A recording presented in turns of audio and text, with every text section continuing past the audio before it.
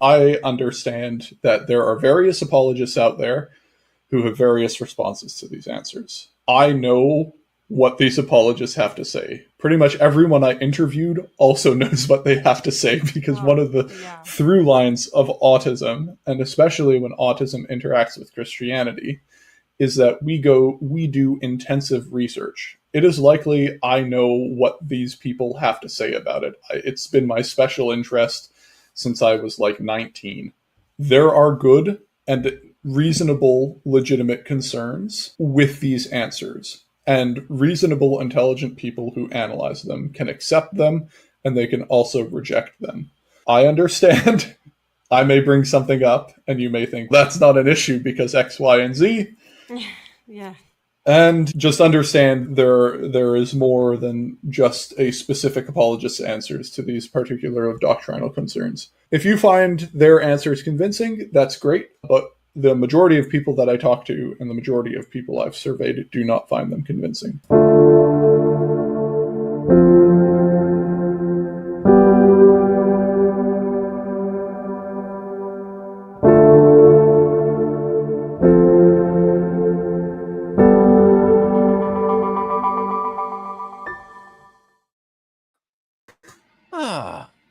Well, here we are. Jon Machnee. Hey. Welcome to my show. Yeah, thanks for having me on. Cool. Hi Vishanti. Good to see you. I hope you're doing well. So, good afternoon, everyone. Welcome to my channel. It is 2 o'clock in the afternoon on it's the 20th today, I think, isn't it?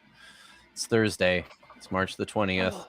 And I am on the Pacific Coast along with Vishanti. Jon is not. He's farther east. But we're doing something completely different today. And well, maybe not completely different, but very, very different. So I'm really excited about what's happening today. Just to kind of set this up, I think when was it, Jon? Was it a year ago that? Yeah, it was a year last May. A year last May. Wow. Okay. So Jon emailed me and wanted to talk about using math and statistics for modeling ancient texts and in particular the Dead Sea Scrolls. So that was fun. It was a fun conversation. But in the course of our conversation, he had mentioned to me that that he is on the autism spectrum, and that he has conducted this was in the process of conducting this very long form, long-term, really interesting project about the connections between autism and Christianity. And I think at the time you asked if I might be. This sounded very interesting to me in the moment, and I think you asked at the time if it was something that I was keen on hearing more about when you were close to finishing up, and I was. And then a month ago, Jon emailed me again. So here we are. Welcome again to my channel and to my show. Yeah, thanks. It's good to be on. Excited to talk. Lots of things to say. Yeah.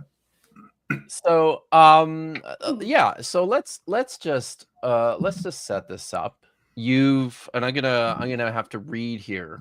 So you have conducted the largest ethnographic study of autistic Christians and ex-Christians in the English-speaking world, covering data from around 26,000 participants online, posting, and over 500 long-form interviews, which was basically an ethnographic survey of this particular subculture and how they interact with Christianity. So I think you said this is something you've worked on over the course of the last 10 years. Yeah. So I started doing this back in 2014, when I was but a youngin at the Royal Military College of Canada studying computer engineering. So my background, I was raised. I say conservative evangelical mostly because people don't know what Mennonites are. But like somewhere for all in, Apologia went yes. Mennonites. Yes. So he'll Yeah, clarify, I'm exactly. sure. Well, like Pelagia, I'm also a Saskatchewan based A Mennonite. Saskatchewan Mennonite. Yeah, like There's every lots good of those. Mennonite. Yeah, Yeah, of course. joined the army at age 18, like every good Mennonite. That's, for those who don't know, that's a joke because Mennonites are pacifists. Pacifist. So I wasn't a particularly good Mennonite, but basically my family just went to a Mennonite Brethren church just because it was the closest thing to evangelical in our area. But we were essentially, like, the joke is MB stands for mostly Baptist. So like I've heard that one. Yeah, so essentially conservative evangelical. And then I deconverted when I went to university. And during that time, there happened to be a meetup of autistic people at a university function. So the Royal Military College and Queen's are nearly co-located with each other. They're just like on the other side of a peninsula, both in Kingston, Ontario. And I met up with a whole bunch of other autistic people, and they all had a very, very similar deconstruction and deconversion story to me. And it happened almost in the same trajectory. And I thought, this is really weird. You know, like, happening once is whatever. Happening twice is a weird coincidence. Happening like 7 times, almost all the same, there's got to be something up with this. So I consulted the peer-reviewed literature that I could find and couldn't find anything that I thought was satisfying. I didn't think the answers they had were particularly good, and I thought, I'm going to solve this problem myself. And so, yeah, I just went for it, basically, and I just started collecting and gathering data. I had really no intentions of publishing it, mostly because I was in the military in what most people would recognize as military intelligence, but it was SIG and cyber. And when you're in those spaces, you like, what is SIG and cyber? You don't signals intelligence and cyber warfare. Okay. So think of what the NSA does, or like, you know, hackers, basically. Yeah, fair enough. Yeah. So my background is in computer forensics and counter forensics. More specifically, that's where most of my research was. I specifically focus a lot on forensic methodology and reconstructive methodology, and figuring out how do we put things together successfully. And then, more interestingly, on my side, how do we set the conditions so that the people trying to put things together can't, or how do we make it so that they make mistakes and they come to wrong conclusions? And so that's what counter forensics is. And so my entire reason for being for a very long time was basically analyzing reconstructive methodologies to determine how effective they were, when they failed, when they succeeded, those fault lines and where they succeeded and all that stuff. And just trying to figure it out so that you could like push the scenario into a place where reconstruction would catastrophically fail. So they would either come to the wrong conclusion or come to a conclusion, or not be able to come to a conclusion. And so that's somewhat relevant to your YouTube channel, but I was doing it in the context of like, there's a whole podcast, another different kind of podcast in there too, I assume. But I was gonna say, so I went to like a discipleship school when I was a teenager in New Zealand, and which is where I encountered, for whatever reason, I grew up Baptist and did not run into a ton of Mennonites where I lived, but then met a whole bunch when I was at this discipleship school in New Zealand. And it was the hilarious joke amongst all the Mennonites at the school, the Canadian Mennonites at the school in New Zealand that I attended, is that all of them had one thing in common, And that was that they had either friends or family, no matter where they came from in the entire country, they had either friends or family in one of two places. And that was Abbotsford, British Columbia, close to where I live, and Brandon, Manitoba. Yep. And yeah, I was going to say probably Brandon. And yeah. Oh, right. I thought, okay, he's either going two places with this. Either one, they know they're related to someone with the last name ends. Or freezing. Where that one too. Paul do you go right. I know. Where are you, Paul? I mean, he's usually I sent him here. a message, so hopefully he'll drive by at some point. Tell him that he's got to do some Mennonite representing. Come on, Paul. Yeah, we had to call them all out of the woodwork. Just real quick, right. we have some people. I'm assuming that's Hativa Le Cholam. So yes, it is. Cackling. I don't know how your Hebrew is, John, but we are starting to develop. Hebrew is non-existent. Okay, it's an inside joke. We're starting to develop some channel lore here on this channel. So hatikva to one and all who are here.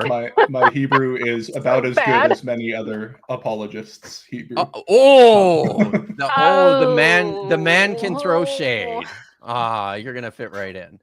Yeah. So Chrissy, Chrissy's gonna love this. We know the Mennonites, your old brother and my grandmother's family, who were German Brethren Anabaptists for the win. And we have our first member chat from Matthew, who's been a member for 10 months. As an Aspie, this is highly interesting to me. Much love, my friends. Vulcan salute, metal horns, heart emojis. Why do many autistic people tend to turn atheist after reading the Bible? They are going to get into this. And if you also listen to the podcast, these are questions that come up. So highly recommend. I put the link in the chat. I will put it in again. Excellent. And Kip, you may want to pin that in the side chat so people can shoot, I have to do this. I have to do this thing again, don't I? You got to do it. So first of all, what I will do here is maybe I think to start. Well, I'll say a couple things. People in the chat, if you have questions, please throw those into the chat, and we will get to them as they come in, and certainly cover them all by the end. Please super chat those for priority.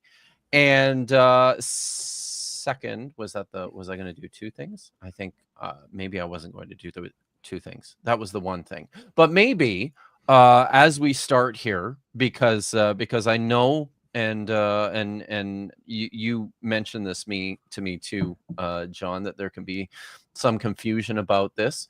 But maybe the best thing to do is to start by just giving us a rundown on what we're talking about when we're talking about autism. If you can maybe start us off with some clarification of what autism is and what it isn't. Yeah, good. That's probably a good place to start for the autism stream. So autism is, there are lots of different definitions, lots of different ways that people define it, lots of ways that people talk about it. But the primary way that I tend to talk about it is a different configuration of the human brain, and it primarily affects the way that you interpret and process information. And so it'll affect the way that you think about and understand people and relationships. It'll affect the ways that you communicate. It'll affect the way that you experience sensory input. And it affects the way that you think about things, focus on things, prioritize details, the way you analyze things, that type of thing. And it's a disability. So it causes you some issues and some dysfunction, because that if you think differently in a world that doesn't think like you, that will often cause social disconnects and things like that. And so that's a sort of broad, quick definition of what autism is. If you look at the DSM, so the DSM is the Diagnostic Statistics Manual. It's like the sort of list of psychiatric conditions and how to define them. They give two main criteria. So criteria A is persistent deficits in social communication and social interaction. And so that includes things like deficits in social emotional reciprocity, deficits in nonverbal communication, and deficits in developing, maintaining, and understanding relationships. A lot of autistic people don't like the language because they don't like to talk in terms of deficits and things like that, but the DSM, that's what it says. And then criteria B is restrictive and repetitive patterns of behavior, interest, or activities. And so it lists 4 criteria, and to be diagnosed as autistic, you need 2 of them. So one of them is stereotyped repetitive motor movements or use of objects. So there's a stereotype with autistic people that they do like hand flapping and things like that. That's what that's talking about. But also we tend to do something called stimming or like self-stimulation, where you're constantly like playing with something or moving or doing something like that. Right now, my hands are below, so I can like do that while. Excuse me, I feel very attacked right now. Yeah. So that's one of the criteria, and then there's also like an insistence on sameness, inflexible adherence to routines, ritualized patterns, or verbal, nonverbal behavior, things like that. And then the next one is highly restricted, fixated interests that are abnormal in intensity and focus, and then hyper or hypo reactivity to sensory input. And so when you're getting diagnosed, or when someone's trying to diagnose you, that's the sort of criteria that they compare you against. That's in the DSM. So we don't exactly know the prevalence of autism. There are estimates for the prevalence of autism, but these are often estimates and projections, and they range anywhere between 1 in 33 to 1 in 60. So it's somewhere in there. Somewhere between there is how prevalent it is. So roughly between, like 3%, maybe, like 1 to 3%, somewhere in there. And then what causes autism? So we're not entirely sure. And anyone who tells you what causes autism is probably vaccines, isn't it? I was pretty sure it was vaccines. Yeah, exactly. You stop that nonsense. The causation probably got flipped there. So autistic people are heavily overrepresented in advanced STEM fields. And so it's very likely that there were a lot of autistic people who were in charge of developing vaccines.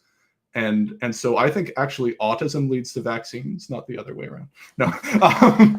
Based opinions. Based opinions. Yeah, so we were just talking about that before the stream started, how men and women are socialized differently, and when you have people who are neurodivergent or have autism or ADHD or things like that, how they channel it and how they manage it tends to be wildly different. So the hyper overrepresentation in STEM fields for guys versus, there are other avenues for women that they're just seen as quirky women things, but there's a huge social component to that. And I think that the research so far has not really accounted for some of those variables in ways that we find useful. So. And that's a really good point. So another question that often gets asked is, what's the ratio of boys to girls? And so autism back in the 90s was thought to be like 1 in 10,000 people, and it was thought to really only affect boys. And then later on, it came to also include, maybe the ratio isn't 1 to 10,000, and there was the introduction of Asperger's syndrome and things like that. However, the ratio was still thought to be 10 to 1 for boys to girls. So for every 10 boys, there would be 1 girl on the autism spectrum. However, like Vishanti said, in around 2010, we realized that perhaps there are some socialization differences between women and men and girls and boys, and that you should not expect a 30-year-old woman to present like a 12-year-old boy. I know Vishanti is shocked by this, but there might be some slight differences between 12-year-old boys obsessed with trains and 30-year-old women who are working in who are not. I mean, there's another thing that you see in online fandoms specifically. Women are very, very prevalent in certain corners of fandom expression. So the overwhelming majority of people who write fanfic tend to be women. And I think that's one of the ways that women are socialized to like get their hyperfixations or their stimulation or keeping up with the lore and details like that. That just struck me just now, because I was like, wait a minute, oh my God. So that's a funny thing to me. Filled with autistic women. That's right. And I've been on fandom since The Pit, also known as fanfiction.net. So I'm an ancient person in the online world. That goes back. Yeah, no, sometimes in fact, they write fanfic. They write fanfic of the acts of Paul and Thecla, where they set it in the modern day, where Paul is a gender studies professor. And yes. It's awesome. It's awesome. That does sound awesome. It's great. But so we're not exactly sure what the ratio of boys to girls is, just because of all these different diagnostic biases and these like differences where we're sort of catching up to okay, don't get me started on Star Trek / fiction. I just say it's not untrue. That was a big component. Also, Lucille Ball, shout out. So so ratios of girls to boys, we're not exactly sure what the ratio is. I suspect it's pretty close to 1-to-1. I can't prove that just because the numbers that we have aren't 1-to-1. But if it's not 1-to-1, I expect it to be pretty close to 1-to-1, probably 1 to 1.5 maybe. But in the ballpark where I expect there's actually probably a closer parity, we just haven't been screening for or looking for it in girls, and we have been looking for it in boys. And so we have that. The causes of autism, it's not vaccines. That is basically really, really bad science started by a guy named Andrew Wakefield, who created a patent for a vaccine, and in order to get his patent pushed forward, demonized other vaccines, and saying these vaccines cause autism, but my patented vaccine won't cause autism. I was unaware of that. So it is that's worse than I expected. Yeah, it often is. Anti-vax advocates have unfortunately turned him into a martyr. He is not a martyr. He is a really bad data scientist. And an even worse doctor. And a grifter. Yes. So, yes. Wow. But in terms of causes, we're not entirely sure. The strongest cause or the strongest determinant is genetics. So the best predictor of whether you will be autistic is if you have autistic parents or grandparents, or if you have a history of it in your family. So a very common thing that we see nowadays is a child will get diagnosed, and during the diagnostic process of the child getting diagnosed, the parent will also get diagnosed while that's going on, because the parent gets missed, right? And so they go through undiagnosed, and then their child gets diagnosed, and they go, the call's coming from inside the house here. Wow. Yeah. And so the best predictor of whether or not a person will be autistic is if they have a family history of it. So there's a very strong genetic component to it. And basically the reason that there has been such an increase in autism over the last few years is we've expanded the diagnostic criteria to include such people such as women who make up a large percentage of the population. We've also expanded the diagnostic criteria, and we have done a whole bunch and increased screenings. So one of if you look at the numbers, and if you look at how autism increases in certain areas, and then you look at school funding for autism screening, like they're directly correlated. So the more money there is for autism screening, the more autism rates shoot up in an area. Before we had the DSM-5, we had a whole bunch of different conditions. So one of them, the one I was diagnosed with, was Asperger syndrome. There was high functioning autism. There was pervasive development disorder, not otherwise specified. There was like low functioning autism or classic autism. And when the DSM-5 came, we basically took all those labels and put them under the term autism spectrum disorder. And so autism covers a lot of different things. And we basically unified them for a lot of reasons. Some of them was because like the difference between high functioning autism and Asperger's was whether or not you required speech before the age of 5. But after the age of 5, you were functionally identical. So like why have those conditions? And then it was basically just an attempt to unify things to make them simpler. And so within autism, you have 3 different types of autism.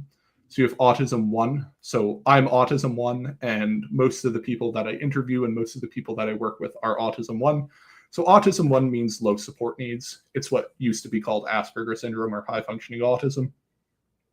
And then we have autism 2, which means you have substantial support needs, and autism 3, which means very substantial support needs. So what many people think of when they think of autism is autism 3, but autism has these varying different types to it. And so I am autism 1. And most of my research is solely focused on autism 1 with some focus on autism 2. And yeah, you can, when I listed those different diagnostic criteria in the DSM, like the A-B criteria, you can have autism 1 in criteria A and autism 2 in criteria B, or vice versa. And so it isn't like just autism 1 across the board. But for some people it is. So for example, for me, I'm autism 1 across the board. And autistic expression also varies very heavily from person to person. It's very socialization dependent. And so if you've met one person with autism, you've met one person with autism. Like you can't use that to determine as a baseline. Yes, as a baseline. Out, but and I think that's kind of interesting in view of I guess the consistency in some of the findings that you discovered in your own project here. And maybe that's something we can start talking about now. You already kind of hinted at it, where this all started, just from this realization that you had this shared experience with Christianity, with Christian theology and doctrine. So maybe tell us a little bit about how this began, and how you started going about collecting data for your research, some of the methods you use. Just maybe provide us an overview. And I'll just remind everyone, and if you could talk about that at some point here too. I'm interested to hear about when it came to the publication of your findings, the decision to go with a podcast, which I think was a great idea, by the way. But maybe talk us through this project that you've undertaken. Yeah, so basically the to quickly answer why the podcast one, I think that's the easiest one to get out of the way. I'm terrible at writing books. This is basically what it comes down to. So I tried to write a book about all my research and compile it all into one place, and I just couldn't. I put it all together, and by the time I got to the end, I was like, this all sucks. I need to completely revise it and go back and do it again. And so then I would do it again, and then I wrote and rewrote it 3 times, and then I just thought, screw it. I'm not getting this done. And I still wasn't happy with it on my 3rd draft. So I thought, you know what? I was an Army officer. I know how to do PowerPoint presentations. I'm going to just do a podcast. That seems easier. And so I reached out to Amy, who was the co-host for the first 10 episodes, who is an autistic woman living in Australia. And she was one of the people I interviewed for the podcast. And I said, you know what you're talking about when it comes to autism and Christianity and the experience of autistic women in Christianity. Why don't you come and join me so that we could also get that perspective? And so, yeah, that's basically why the podcast. Instead of a book, it's mostly my own inadequacies. It was easier to do than writing a book, and also just like finding a publisher who wants to publish a book on like ethnographic studies of autistic Christians and ex-Christians isn't like a particularly easy task to do, and not something I have a enormous amount of familiarity with. Like I'm an offensive cybersecurity expert, not a publishing expert. So that whole area is rather opaque to me, and so I thought I can publish a podcast. That'd be easier. But yeah, basically I just started doing this research because I found it really interesting. So autistic people get really hyper-specific interests. We get really interested in topics. We get really hyper-fixated on topics. And it was just something that I found really interesting. So I always have found Christianity very fascinating. It's something like being raised conservative evangelical. That's just something that, is kind of in the water, I guess. And so studying Christianity and researching Christianity was always a big interest of mine. And, getting into apologetics and things like that was really big for me early on. And then I quickly became disillusioned with apologetics after a very short stint, and just became interested in the sort of academic study of the Bible, religions, that type of thing, like sociology of religion. And that was really interesting to me. And then I found this question, which was particularly relevant to me and fairly novel, right? Like most people hadn't published anything on it. And the stuff that was published on it, I don't think was particularly good. Like you have a situation in which people either really understand religion or really understand autism, but rarely one where they understand both. Yeah. And so I just thought this is really interesting ground to tread. And this seems like something that I think I'd be good at doing. And I thought, I'm really good at computers. I know how to touch the computers and get them to do the things that I need them to do. And so I thought probably the best way to do this would just be to find and identify autistic people online and read through all their posts and collect all their posts and then figure out what they're saying and why they're saying it. And so I did that for a while, for quite a long while, actually.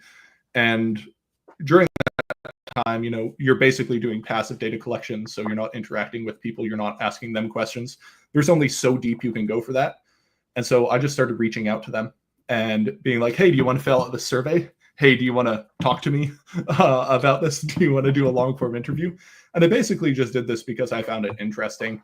And like I said, the place I was in the military, you don't publish anything. If people know your name and they don't know you in real life, that's a problem.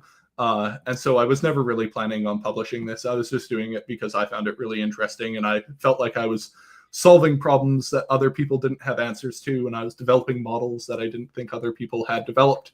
And I also just found studying Christianity through the lens of autism was really interesting from a sociology of religion perspective, because autistic people in many ways can be seen as a sort of control group, not because we're completely different from non-autistic people, but because many of the factors that exist for non-autistic people don't exist for autistics, or many of them that do exist for other people don't exist for us, vice versa, all those types of things. And so if you look at the differences between, for example, why autistic people deconvert versus why non-autistic people deconvert, and then the similarities, you can actually learn a lot about just the way that religion functions sociologically. And that I just found that really interesting. And so I just kept doing the research, and then I left the military in 2020, and I thought, wait a second, I don't have to be anonymous anymore. I can publish this stuff. I can talk to people about it. And so I just thought, yeah, I'll write a book. And then quickly realized I'm not going to write a book about this. But I could do a podcast. And so then when I decided I'd do a podcast, I started recording interviews, and then I just thought, great, I'll intersplice these within the podcast, and yeah, we'll be good to go from there. So yeah, I think it's well done. A lot of the interview clips that you've interwoven into the podcast are it's very good. So how many? So you did of those interviews? How many did you do? At this point, I'm not entirely sure, because I didn't take the greatest notes in the very beginning of my research project. So it's somewhere, I know it's more than 500 long form interviews, where I basically had a series of questions that I would ask and just go through those, usually 90-minute interviews. And you started with the survey before you started doing the interviews, right? Oh, I've put out hundreds of surveys. So I basically I just I am a machine that collects data on autistic people, autistic Christians and ex-Christians, and then turns that into interesting findings about how Christianity functions and how all these other fields and subfields function. Yeah, and I mean I'm interested in some of the limits in the criteria here. So this is an exploration, obviously, of people who can speak English. Yeah. I guess is the one control factor, but I assume also that those are people from like all over the world, right? Yeah. I've also done some French, but not a whole lot of French. Like okay. I'm technically fluent in French according to the government. I don't really think I am, but the government said I was at one point. Oh. So Nice I did some in French. I can comprehend French quite well. But yeah, so it's pretty heavily biased to the English speaking West. And so I have interviewed quite a few people in Asia, or people who immigrated from Asia to North America, but mostly it's people in the English-speaking West, and so predominantly Protestant and Catholic, not a whole lot of Orthodox. So I was going to ask that question as well, in terms of in terms of the group that you're working with. How do you set the limits on, because this is about Christians and ex-Christians, right? So what qualified in your study as in or out, I guess? Uh-oh, I can't hear you. How come? Are you muted? Hello, can you hear me now? Okay, I can hear you now. Can you hear me now? Okay, good. Yeah. Yeah, so as I'm sure you're aware, that is a very contentious question. Yeah, it is. It's very difficult to answer. And so basically what I mean, if you've got Mormons in your study, there's some apologists watching right now. Yeah. They're just ready to throw the whole thing out. So I did not include Mormons formally in the study, but the reason I didn't include Mormons is because I started researching a lot of Mormon autistics, and I just started realizing there's a lot of stuff going on here that I straight up just don't understand. And like there are a lot of dimensions to Mormonism where when it comes to like Nicene Christianity, or whatever you want to call it, I can navigate that pretty well. I don't have any like formal academic training in it, but I've read a lot, and you know, the academic study of Christianity has been a really big interest of mine for a very long time. And so when someone tells me something like, I stopped believing in Christianity when I found out that Jesus was invented at the Council of Nicaea, I know to be like, oh, okay, so you don't actually understand Christian history. Cool. But I can't do that with the LDS, right? Like I don't know enough about them to be able to make like accurate and formal divisions and things like that, to be like, okay, you know what you're talking about, or okay, you don't know what you're talking about, and you're a reliable narrator, you're not. And so I've focused it purely on people who identify as Catholic, Protestant, or Orthodox, basically, and you know, some weird non-denominational evangelicals in there. But I also include like a really common thing that autistic people do is they sort of create their own synthesis Christianity, that they like they're like theological magpies who go around like picking up little bits, and whatever, you're included too. You're close enough. And so that's kind of it. I've collected data on quite a few Jewish autistic people, but again, it's the same problem where like I know that I don't understand Judaism nearly as well as I should to be able to like make these determinations, and I know enough about myself that I don't know enough, and so I don't think I could like properly and formally evaluate that like I can Christianity. So I've sort of just tried to stick only to that population, and so my data is mostly like, if you look at the percentages, it's majority Protestant because the English speaking West is majority Protestant, and then it basically, my demographics track with the largest religious contingents in each different place in the world. And so if you're in a country that's predominantly Catholic, most of my data from that country will be Catholics, etc. If you need someone to give you feedback on, if you're ready to do another 10-year study of Judaism, as Jewish, John. There are people like myself. There's also people in the chat that are available. So I'm very aware, and I've looked into this, and it's just been like, ooh, there is so much here. And so I'm willing to equip someone else who wants to do that work, but I also know that work is far outside the bounds of my expertise. And so there's an acronym that we used a lot in my field called SIFL, which is stay in your effing lane. We like that expression here. That's quite a bit, actually. Good expression. I'm really trying to stay in my lane here, which is pretty much like a Nicene Christianity. And so, and again, people who speak English, and also predominantly they're between the ages of 18 to 35, just because I can only access people through the internet, right? So I don't have access to large portions of autistic people who aren't on the internet. And so and the people who are on the internet and active on the internet tend to be primarily between the ages of 18 to 35, especially when they're talking about, debating religion and things like that. That's where that happens to be. And as we discussed previously, there are diagnostic biases towards men.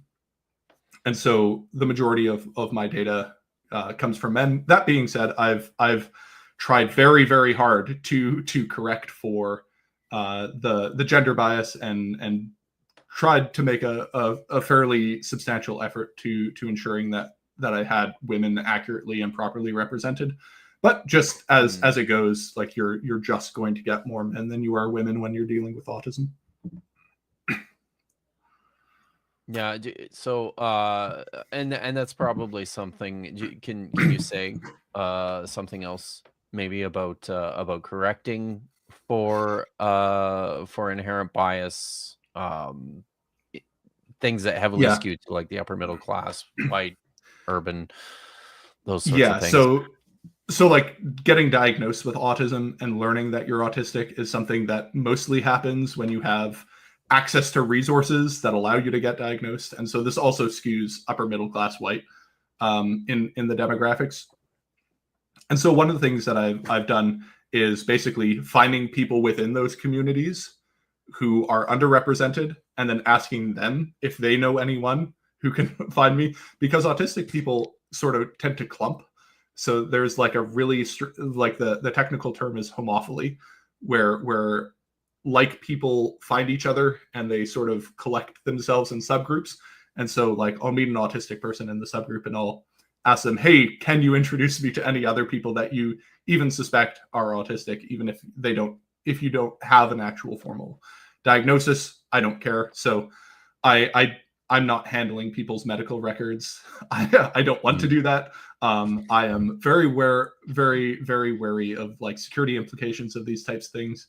And so I just kind of take your word for it. If you tell me you're autistic, and if during the interview, I've rarely found a person who during the interview, I'm like, I'm not sure you are. Most of the time though, it's very, very obvious that they are, like, and I've done this so much that I have a very keenly developed autism radar. And often people will just say I'm autistic in their bio. And I'm like, well, if you're online and openly identifying as autistic, that's good enough for me. And so yeah, the way I correct some people that is, honestly don't realize that they might have it because they've managed to develop coping mechanisms and routines and systems and things like that, where that's managed their life to be mostly functional and normal with a certain value of normal. And that was something that when I started to suspect that I had ADHD, I asked my psychiatrist, I said, hey, listen, why didn't I catch this before now? Like, why is this something that I'm thinking just came out of nowhere? And she, without hesitation, she just said, you had management methods and it seems like those methods aren't working for you anymore. And that's why you're starting to feel like what's happening. And I'm like, oh my God, like it just, it completely threw me. Common. That's extremely common, and it's just especially common for autistic women who basically go through life not knowing they're autistic, and then eventually the weight of cognitive dissonance sits on them too heavily, and they hit a wall basically. And when they hit the wall, they see a professional, and the professional goes, "Have you considered you might be autistic?" So that is another issue. But there are other issues that are specific to Christianity. For example, a lot of more conservative denominations, or like Pentecostal denominations, and those types of groups tend to have pretty anti-mental health biases. I'll say, to put it nicely, where they don't think this is real, or they think that you don't have autism, you have demon possession, and things like that, where perhaps they don't have the most healthy way of framing it. And so, like, for example, if you are doing autism research like I do, and you are only scraping people on social media who openly identify as autistic, you are going to get a very heavy left-wing progressive bias in your sample set.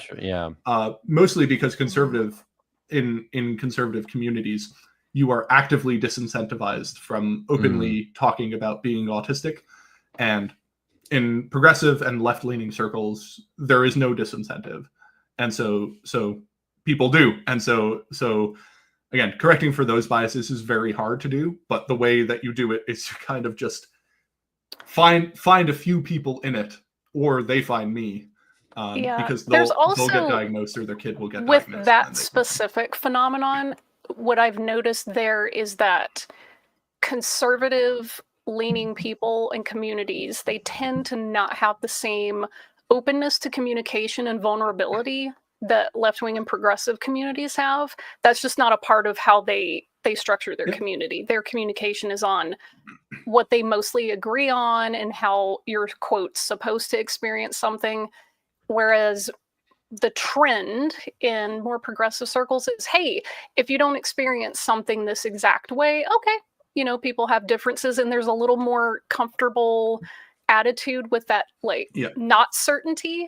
And that's probably where that's coming from. It's probably not, obviously, it's not directly political, but so there are a whole confluence of factors that will always skew your data. And so I try really hard to identify what those factors are, and then find people in those sub-communities, and find people who follow those people in those sub-communities.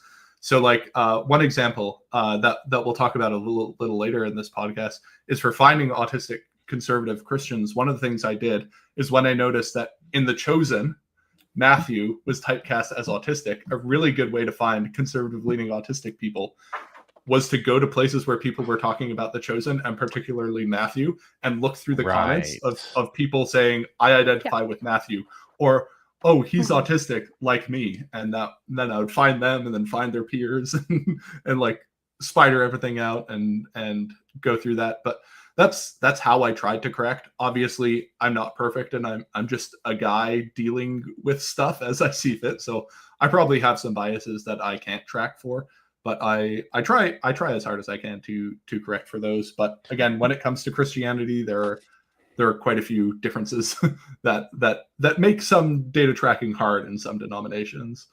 You get this thing, Tucker Carlson keeps saying that the autism don't have or the Amish don't have autism, and it's like okay, do the Amish really not have autism, or are they just not screening for it? And that is absolute nonsense. Well, I've talked to former Amish people who have left the Amish communities, and they're like, buddy, it's like half the guys. Wow. Right. I mean, obviously that's sarcasm, but clearly not. But yeah. Well, maybe we should just get into the results and the findings here. Jesse Major. I was gonna say we do have a couple comments and super chats that. Sure. Okay. Well, let's do those before we do this. Yeah. All right. Okay. So our archival blob was asking, I wonder what a survey of neurodivergence among Jehovah's Witnesses and similar groups would look like. Maybe that's covered, and I don't think they've gone through the whole podcast yet, so Do you kind of touch on some of those sub-communities a little bit? So I don't specifically go into JWs or those specific subgroups. Jehovah's Witnesses are very hard to get data on, mostly because there tends to be quite a anti-bias. So I mostly find ex-JWs that I talk to, and so most of my data on those communities are from people who leave those communities, because the people in those communities tend to either not be diagnosed with autism, or if they are diagnosed, they don't want to talk to me. And so it's like, well, I can't really do much about that. But so I did some episodes on like fundamentalism and high control, high demand religions and autistic people within those subcultures and subgroups. So those might kind of relate to Jehovah's Witnesses, but I haven't covered them specifically, no. Okay. All right, Triceratops. Most of my family is with the conservative Christianity to Judaism autism pipeline, which is a running joke in Jewish autistic circles, especially the queer ones. Yeah. No, it's a thing. Yeah. It is a thing. And Chuck, not to be rude, but I can't hatikva someone who is into counter forensics. Color me blue. Again, just another lore. I study counter forensics for good, by the way. I study it so that you can detect tampering and detect forgeries and things like that. But in order to detect forgeries, you need to know how to create them. And so like that's what my counter forensic work revolves around, is sort forgeries. Understanding the limitations of these methods and how they work and things like that. But yeah, just to let you in on the joke here, hatikva is a Hebrew word which means the hope. But according Wes Huff really wants it to mean I love you. So okay, yeah, perfect. It's that's where that comes from. He was interviewing a scholar, and the scholar was saying how, biblical Hebrew, if you want to say I love you, you can say ahavticha, but when Wes wrote it out in Hebrew letters, he misspelled it. I can say ahavticha, I love you.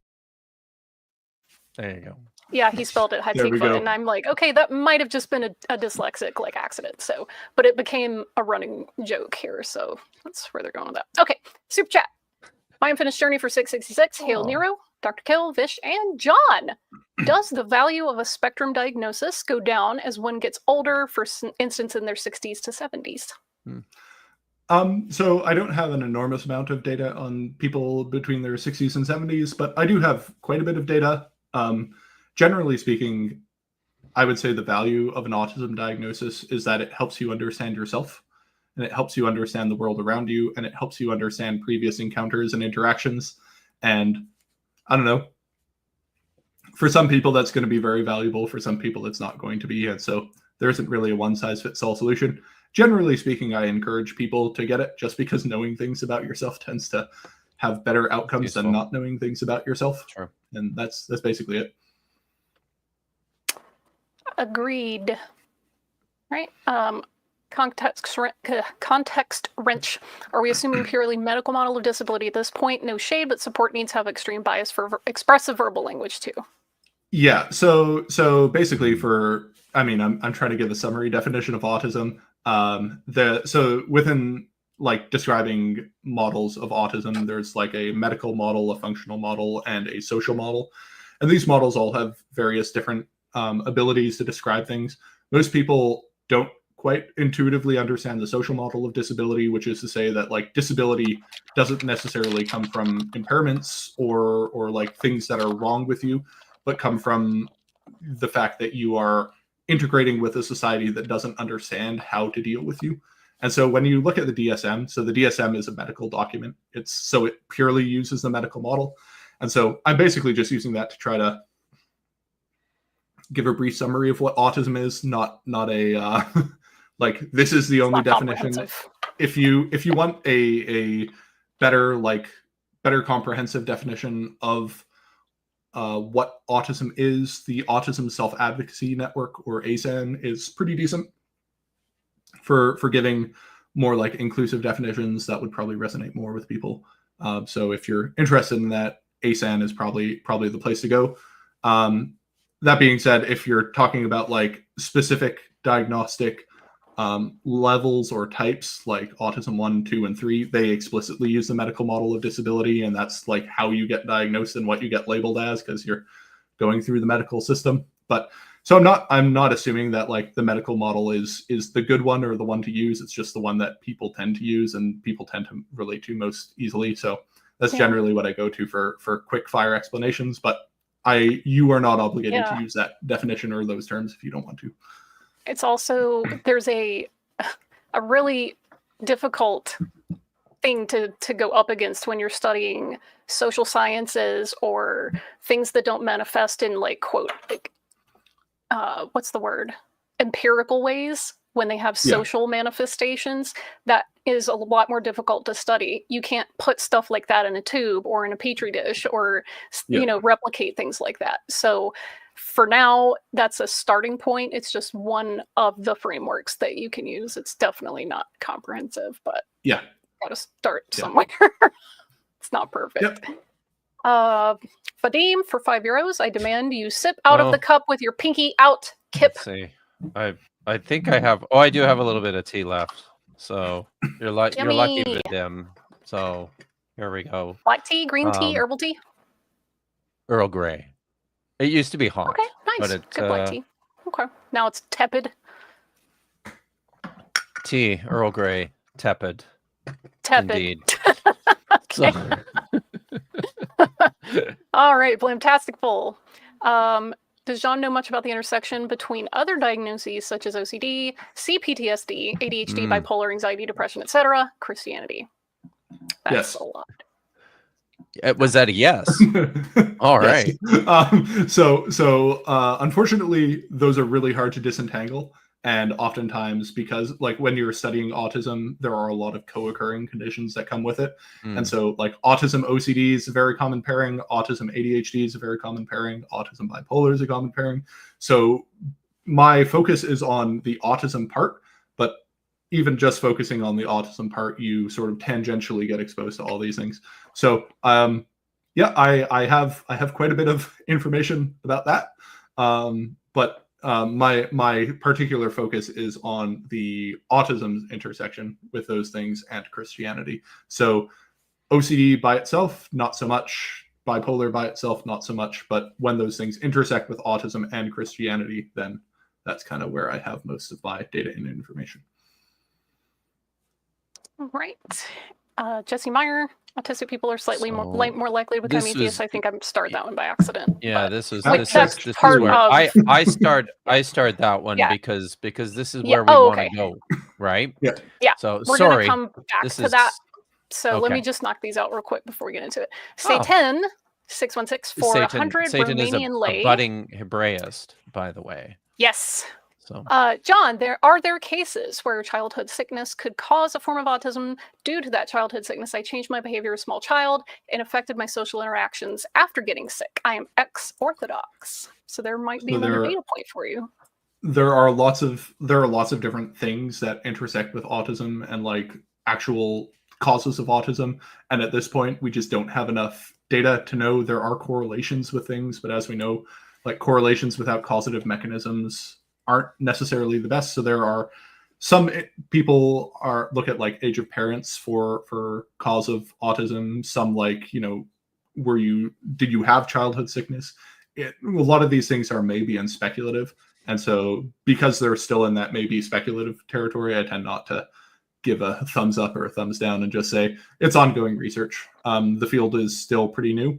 And what we know about it is still pretty young. And so I think it's most responsible to just not make those types of speculations. Awesome. Doke. And here's our last super chat. Jennifer for 10. My insurance when I had it, they would pay for ADHD meds, but now a 2-year wait for diagnosis and said no point for autism spectrum wouldn't pay. Meds make me insufferable and mean. Sigh. Yeah, everybody knows that the American medical system is completely busted and it's awful and everything sucks. That's another like major reason why I didn't require formal diagnosis to include you in my autism samples, is because in some places you have to pay for it. And if you basically say you can only be part of the research sample if you have the money to afford to get diagnosed. I mean, most people don't have $1,000 lying around to get a doctor to tell them they're autistic. So, I mean, I treat self-diagnosis as valid and fine for the research purposes. But, you know, if you're in a civilized country like Canada, you don't have to pay for your autism diagnosis. It's true. We'll see how long that lasts. Yeah. Who knows? So sad. I know. Yeah. Well, it's yeah. This is the worst timeline. So, but with on that happy note, so the project started, I think, on the basis of this question, right? Why does it seem that that there's this predisposition in your initial look at this? You said that you found this consistency, this pattern among us autistic people that you spoke to, who seem to have the same reaction, I suppose, the same relationship to Christianity, or at least maybe Christianity in the West. Is maybe a fair way of putting it. So, Jon, are autistic people less likely to be Christians? So the short answer to that is yes. The long answer is it really depends what you mean when you say Christian, and like Christian in what time and Christian in what context, as I'm sure you're very aware, like what Christianity is and how it's practiced and all these sorts of things change over time, and what Christianity was 100 years ago versus what it is now versus what it will be in 100 years are probably going to be very different things. Some people pretend that's not the case, but it just is. I'm sorry. And so in the current incarnations of Christianity in the English-speaking West, autistic people are less likely to be active participants in those forms of Christianity. And how much less likely they are often depends on a lot of things. So one of the things I found in my research is that if you are in a significantly more religious context, so if you're in like the American South, for example, like in the Bible Belt, autistic people are still less likely to be Christian than their neurotypical counterparts. When you control for as many factors as you can, there's still a negative correlation. However, if you go to places that are more secular, so places where religion is less in the water, they're significantly less likely than their peers to be Christian or to participate in Christianity. And so, interesting. Yeah, the answer the answer to that question is yes. The long answer is yes, and there's a bunch of other things that come along with it. But generally speaking, if a person is diagnosed with autism or has autism, then the chances that they'll be participating in Christianity are less than their peers controlling for other factors. Wow. So why are autistic people less likely to be Christian? Yeah, so this is the big question when it comes down to it. And there are a lot of proposed answers in peer-reviewed literature, some of them better than others. There's one paper that annoyingly gets cited a lot when I talk to people about this, called "Do Mentalizing Deficits Constrain a Belief in a Personal God?" And the paper basically suggests that autistic people have mentalizing deficits or theory of mind deficits, which prevent us from being able to understand a mind outside of ourselves, which is sort of dubious on its face. And the idea sounds dubious. It's I go over that paper in the podcast, and so I remember reading these types of things and being like, these don't seem like good answers, so I'm going to actually figure out what it is. And that's sort of what I dedicated a huge amount of my life to. Is this the same paper that said that that autistic people struggle to understand or to read the internalize other people in social settings? Yes. And what they're okay. This was very interesting. And so basically the answer to the question is it's complicated, because when you look at what Christianity is, Christianity is a whole bunch of different things, right? Because you have like, look at your average Southern Baptist and African Catholic. Very different. Very different in the way that they do things, in the way that they practice Christianity. And so the reasons why a person would be less likely to be Baptist and less likely to be Catholic are going to be different, and they're going to shift.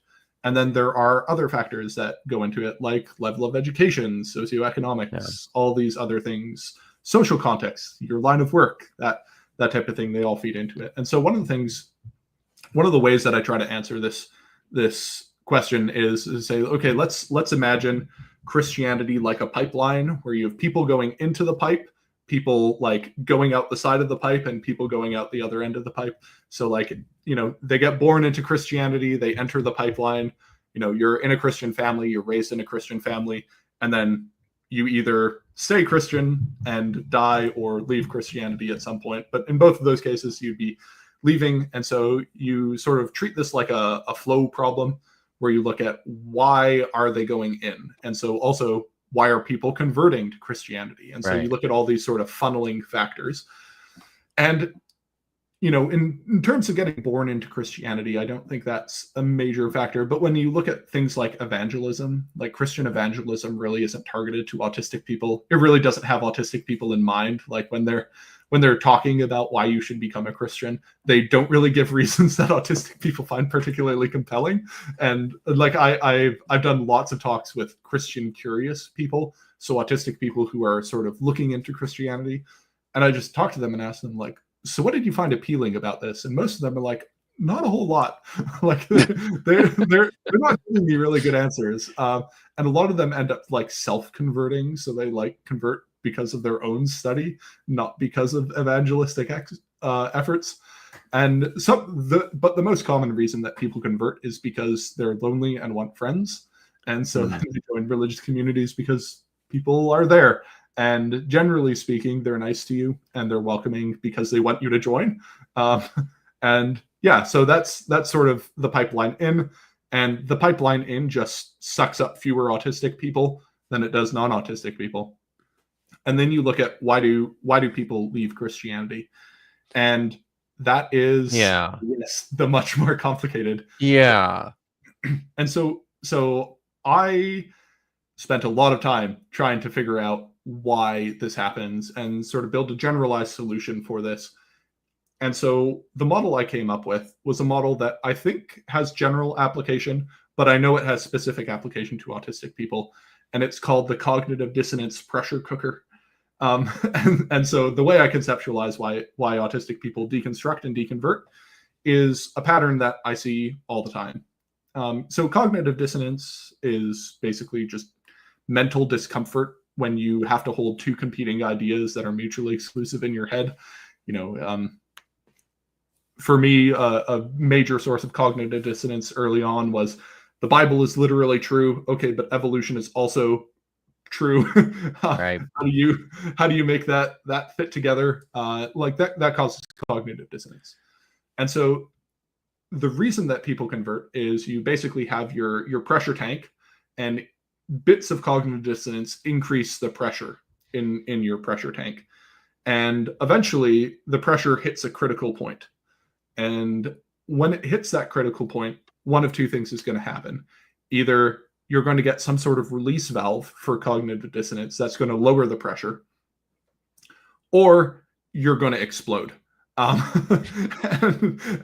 something's going to happen, like someone's going to kick the can over. And normally if it wasn't overpressured, it would be fine and you just set it back up. But if it's overpressured and something kicks it over, then it just explodes. The other problem is when it's at a critical pressure for so long, you just stop being able to handle it. Like you can normally handle it for a little bit, but once it gets to those sort of critical pressures, you stop being able to handle it. And so you look for things that can help you not feel that and look for your own releases. And sometimes those releases are like, stop going to church and stop being involved in Christianity.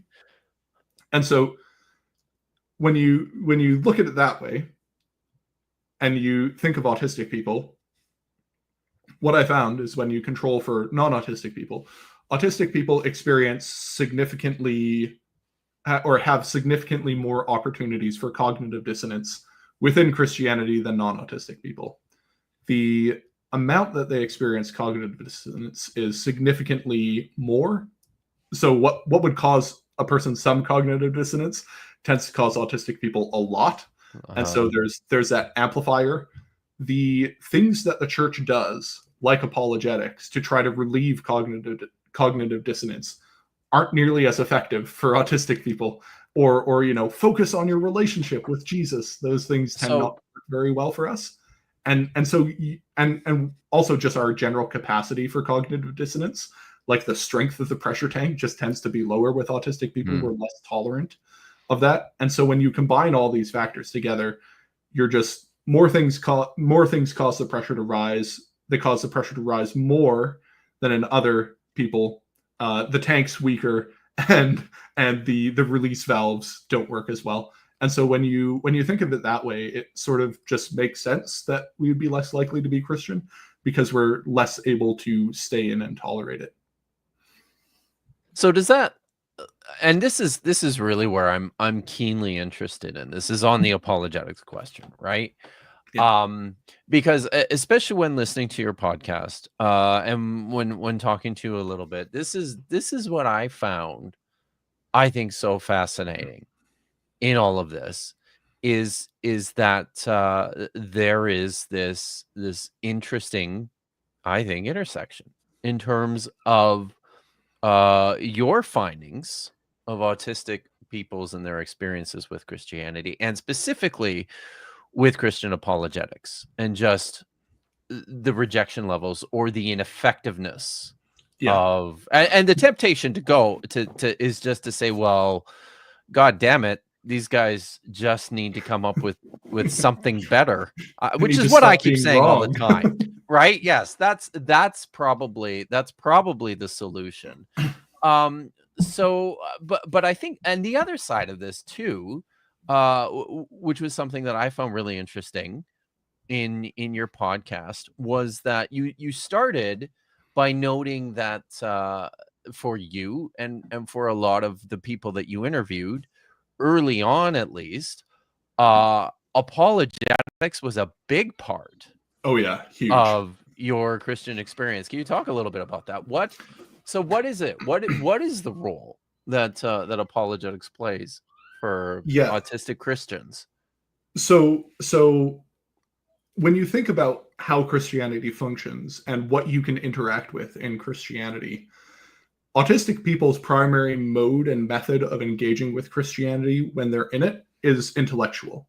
So when you ask them, you like, what sorts of Christian things do you do?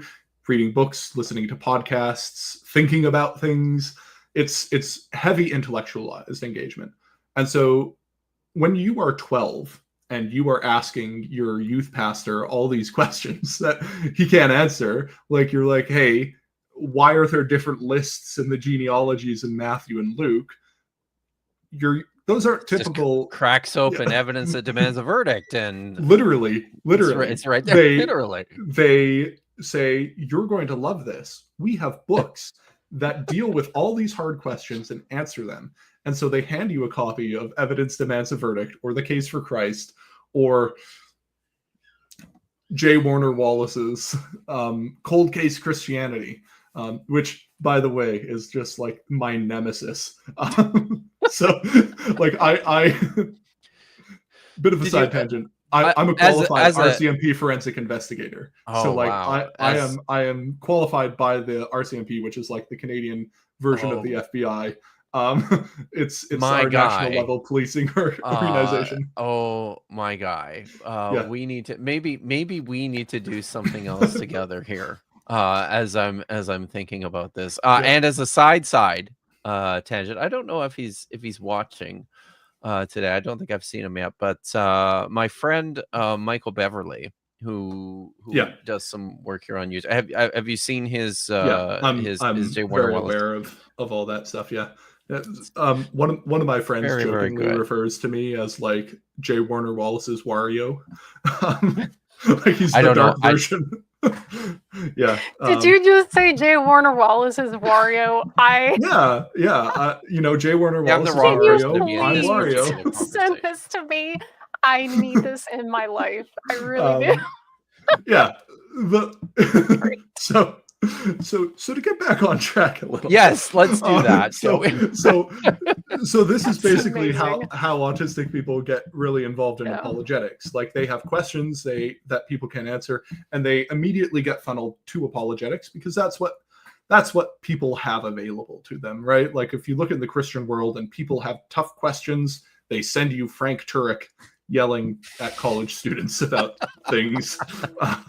This is kind of just what happens, right? And so and autistic people love it. And it's usually one of the first parts of Christianity that they feel finally something I get. Something for me. Finally something that I don't feel weirdly alienated by. You know, especially like a very common experience for autistic people is like, you know, when you're at a worship concert or like youth group and they have like the cry night and the altar call where everyone's hyper emotional and they're like, the spirit is moving here. Do you feel it? And the autistic people are like, no. I do not. This is not relatable. But you hand them apologetics and they go, wow, this is super relatable. I can read this. I can understand this. And it typically tends to be novel information. And they go, finally, I can do this. And so they start reading it. And then people in their church often will give them praise for reading it. And they're like, finally, I'm doing something right in Christianity. And they're like, wow, you're taking your faith so seriously.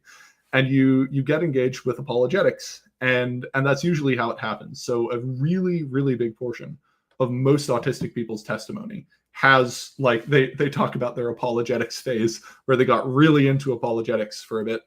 And then a lot of them don't really stay in the apologetics phase for particularly long. Usually it doesn't last through college, or that early stage of adulthood. But yeah, for you or in any of your research, I'm curious to know, does critical scholarship play a role in that? Yeah. So typically what happens in the sort of apologetics phase pipeline is you get really into apologetics. You watch Inspiring Philosophy and you're like, hell yeah, this is the best. I love this. I'm learning so much and I'm getting so much information. And then in Inspiring Philosophy video, are yes. you talking about this guy? I think oh shoot, I didn't upload it. Oh, I have a new Inspiring Philosophy clip and I didn't upload it. God damn it. Yeah. Sorry. Sorry. Continue. I'll forgive you for your transgression of not uploading the newest Michael Jones clip. But Michael Jones will talk about the documentary hypothesis, right? And then you basically are a information consuming machine that is hyper focused on Christianity and apologetics. And he mentions the documentary hypothesis. So you go, I should look into that, right? Like I should read these books about it, or I should watch some other videos about the documentary hypothesis. And then what typically happens is you get to a point where you stop reading apologetics and start reading actual scholarship. Usually they just start by reading Christian scholarship, but just like not apologetics, not works that are actively trying to convince you this is the only right solution, but ones that are genuinely trying to discuss the things. So you pick up Zondervan's 4 views on the documentary hypothesis or whatever, and you start to go, oh, this is actually really complicated. And ooh, there is stuff in here that I had previously not anticipated. Oh, turns out we don't know these things with quite the level of confidence that I was assured we did in evidence that demands a verdict. Oops. Or by Inspiring Philosophy. Yes. Yes. Are there female rabbis? Yes. You can trust that guy, right? You can trust him. Absolutely. It's a question we all ask ourselves, you know. Once sorry. I'm sorry. That was bad. I'm sorry. But yeah, wow. So basically it comes to that where you are really into it. You start really getting into the things, and then you start realizing, ooh, this is actually way more complicated than I thought it was. And I kept on being like, why does this keep happening? Like, what's going on here? Like, why does apologetics function this way, and what is the source of all these sorts of issues? And the conclusion that I came to is the function of apologetics. I had previously assumed that what apologetics was doing is basically just intellectual engagement with Christianity, just trying to figure out what's going on, or like in my previous life, I thought a lot about information warfare and things like that. And I thought this is just one form of information warfare to counter a different stream of information warfare. And so you're just trying to get your information out, and they're just trying to get their information out. You're engaging with debates. And I started to realize I don't actually think that's what apologetics is doing. I think if we go back to that model I was talking about, what apologetics is essentially that pressure release valve for cognitive dissonance. And it is a system of things that are organized to relieve your cognitive dissonance. So if you go to 100%. friend of your channel, Gavin Ortland, and you look at what his mission is, it's providing gospel assurance. And I mean, I think Gavin is fine. I didn't even notice that. I like Gavin. I think he's a good guy. I don't think there's anything wrong with trying to. Well, I think he's fine. I don't agree with all his takes. This is something that I've mentioned. I think he's really good at inter-Christian dialogue. So when he's talking to other Christians about Christianity, he's quite good. Gavin is really good at saying things in a very polite and genial way that doesn't necessarily make him a good guy. That's really easy to distract a lot of people with. Is like, well, if you're really nice when you say something, then you must be a nice guy. But like, I've gotten into it on a few of his videos where I'm like, hey, you said this thing and it's really harmful. And he goes, well, I don't think it's harmful. And it's like, guy, if someone who's being harmed by the rhetoric that you specifically just said, you don't get to go, well, actually, that's not hurting you. And he just refused to admit that some of his very specific takes on things were very harmful. And just seeing people in the comments going, hey, you should really rethink this. And then the other, half of the comments going, oh my gosh, you're so right. And I'm like, this is why we keep having to have these conversations. Like the first video that I ever produced was a response to Gavin Ortland on slavery.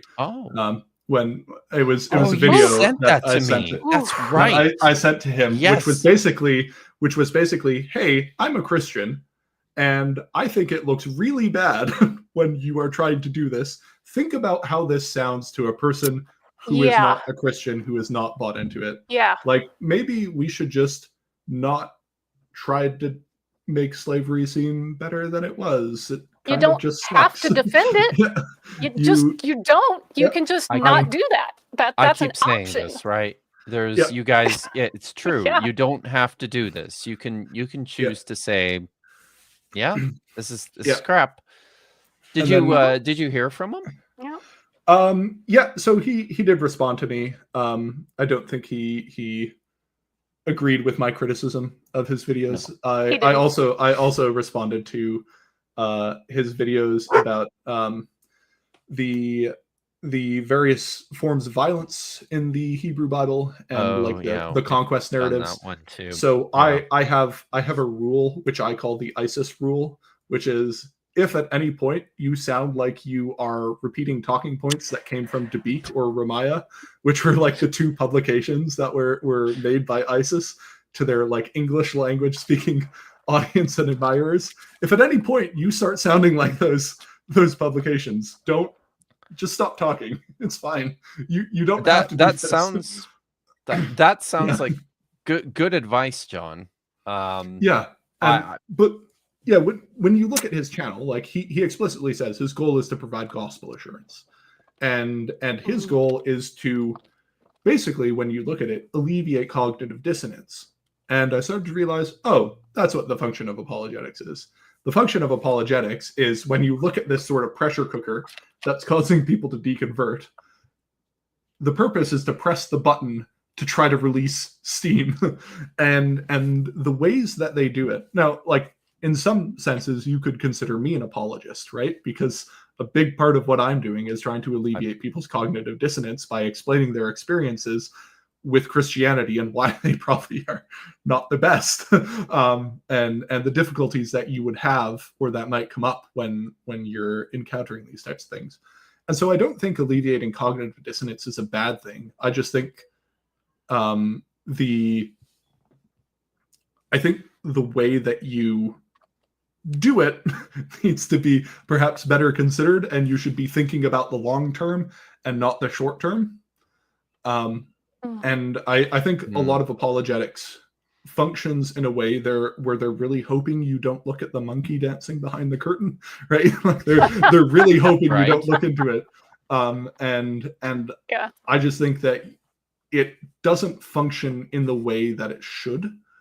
Like if what your goal is to relieve cognitive dissonance, what you should be doing is preparing people to have cognitive dissonance and then saying, hey, these things are probably going to suck, and that's fine. And you should be like fully aware that things are going to suck and that you're not going to have the answers, and that you should actually be ready for a lot of uncertainty, and that you shouldn't expect to be able to prove everything. So like something I talk to a lot of autistic people who are like struggling with things in the Bible, and often things I have to walk them through and be like, okay, my specialization is reconstructive methodology. And if you ask me, how would we determine any of these things with any level of precision?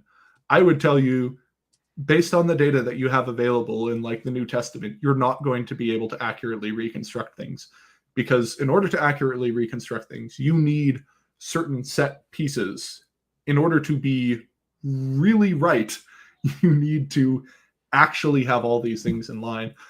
And like one of the things I sort of constantly harp on is like authorial attribution in the New Testament, and because that's something I do in real life, and like statistical analysis of texts and things like that. As a forensic investigator, of course. Yeah, and so it's something I do a lot of, and most of the J. time, Warner Wallace did that too. Yeah, I can't, like, most of the time, like if you just stripped back everything about the biblical text, like you didn't tell me it was the Bible, and you just described it to me. So you said, okay, for Paul's letters, like we have X number of letters. There are 30,000 words. They're spread across these numbers of letters. We don't know when they were written. We don't know who they were sent to. We don't know how we got them. We don't know basically all the things that I would ask you about when you handed me the documents to do the analysis. You would say, I don't know, I don't know, I don't know, I don't know, I don't know. I'd be like, okay, well, I can do this analysis, but you're going to have to hold this analysis in an open hand. Like, you should be willing to just say, some things are going to be indeterminate, and some things you just can't know. And there are limits to what data can tell you about things, and there are methodologies that don't really work to reconstruct when you're in certain information environments. And the New Testament is just one of these informational environments. And so you don't really hear that from apologetics, though, right? You hear, we can prove this, and here is exactly how we can prove this. And here is how we know, like, don't you know, undesigned coincidences. And it's like, okay, if anyone, like I do a lot of forensic auditing, right? So like I read other people's forensic reports. And if anyone came to me in a report with and seriously suggested, like an undesigned coincidence is an actual method for how we can determine the validity of eyewitness testimony, I would be like, okay, you need to take a hike. Like, this is terrible. Please do some. I was going to say, wait, before you say that, Kip, on this. Okay. Real quick.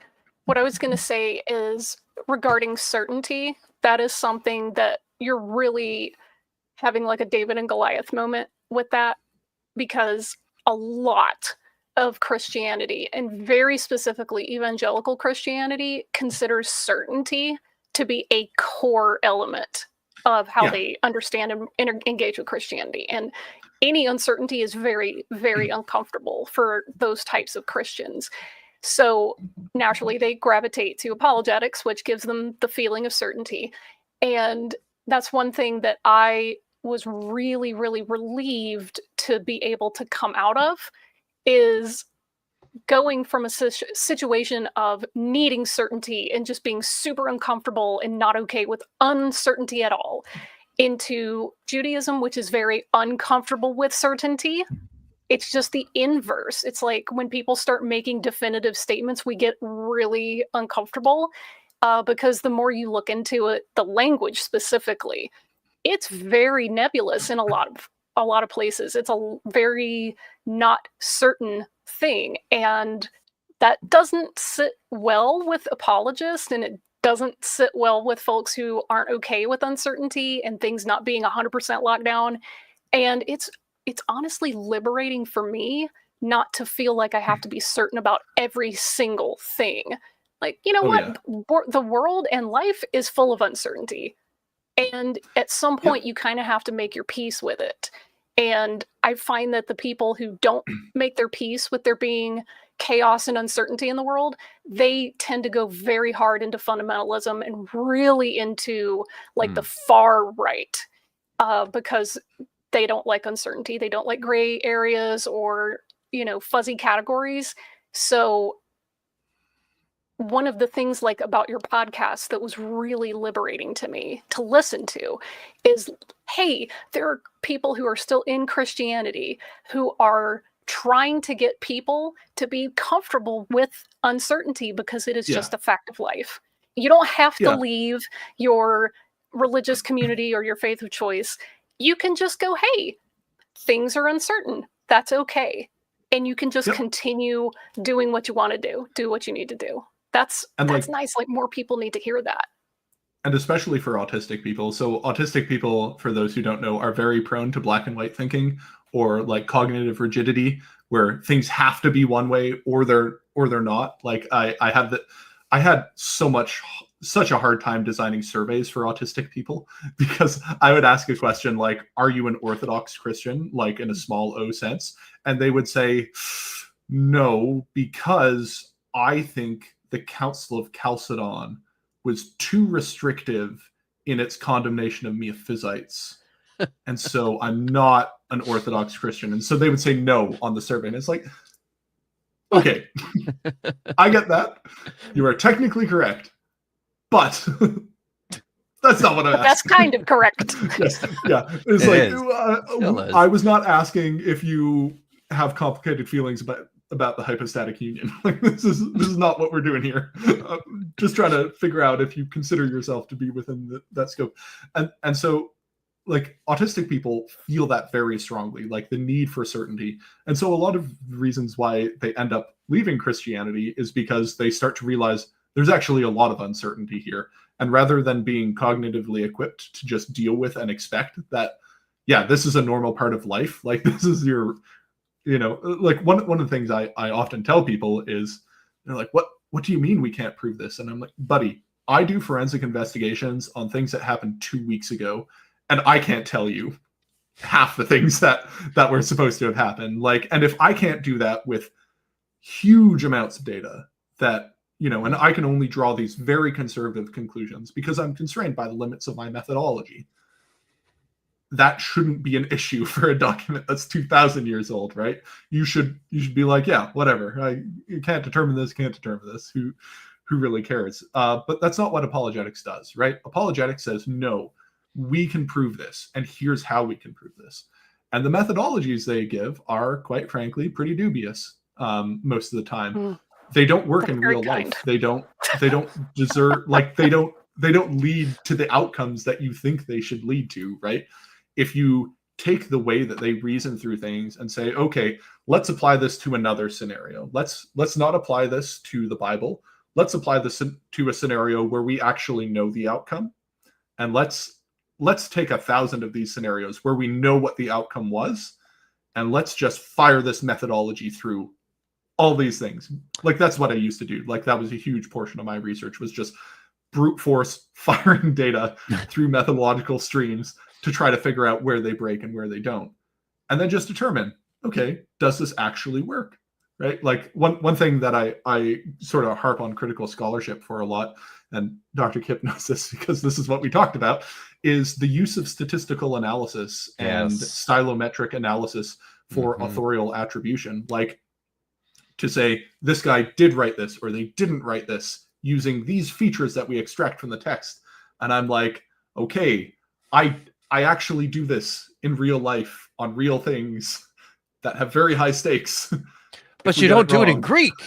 Yes, no, exactly. I don't do it in Greek. But it's like Greek shouldn't change statistical relationships between linguistic symbols, right? Like at the end of the day, it's just a different. It's a different mapping of linguistic symbols, and the statistical relationships are going to be different, but the underlying methodology isn't. And so it's like, should we really be using this to make these hard conclusions, or should we just say, does it increase the statistical likelihood that a book was written by a person if it shares stylometric similarity? Sure. Does it increase it by a significant amount? And does it mean that it wasn't written by that person? Like these are really complicated mathematical questions that actually have answers, and you need to do that work before you start using them. But anyway, apologetics does a lot of that, where they basically just like don't do the things. It's methodologically irresponsible, I think, in a lot of cases, and it causes a lot of distress.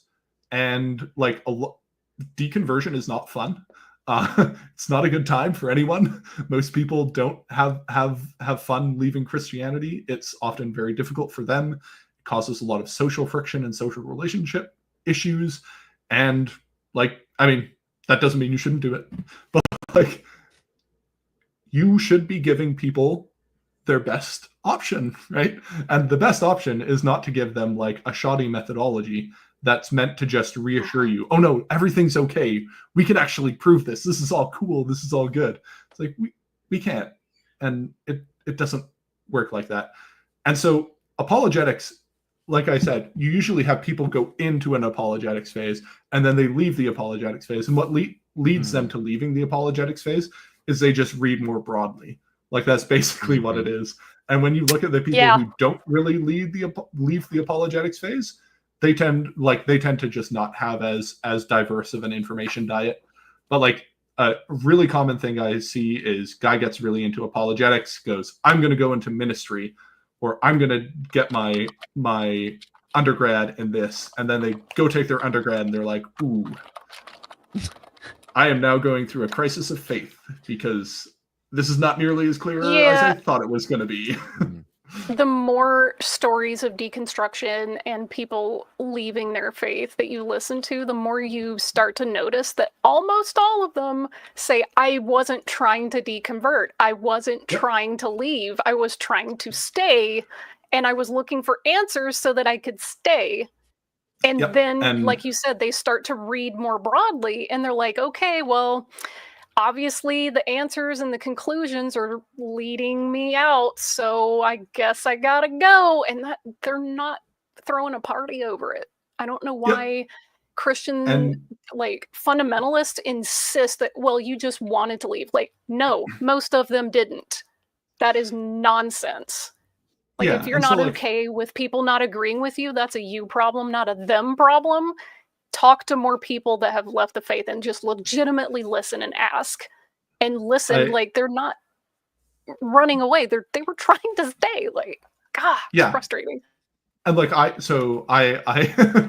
got accused of a Sean McDowell jump scare for one of my episodes because I started off with a clip from one of his episodes talking about, or I think it was on Gavin Ortland's channel when he was talking about his research into deconversion. And one of the things he says is, he's like, I talked to all these guys and I asked them, but when did you really feel it?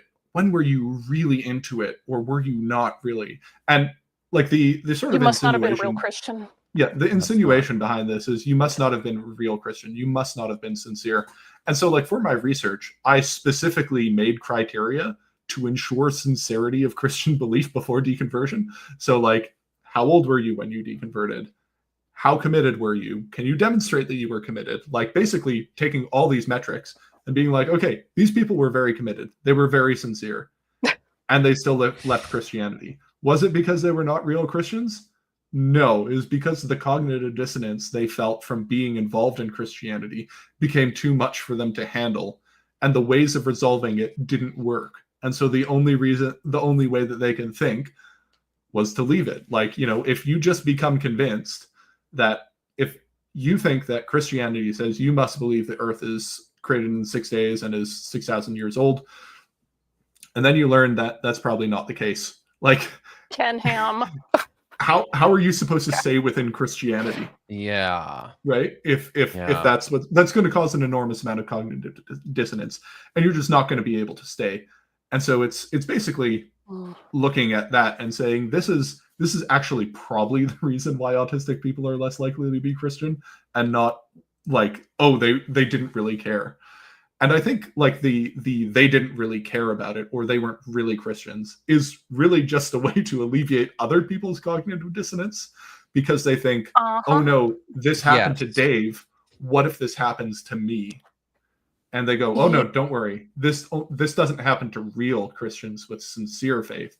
Or, you know, if real Christians with sincere faith are leaving Christianity, then there might be some serious problems. And they go, no, there aren't problems here. Like, do not look at the pay no attention to the man behind the curtain. Yes, exactly. Yeah, but it's also, it's two things. Like, it's baked into the text when it says like, oh well, if they left us, it means they weren't really of us, because if they were, they would have stayed. So there's one.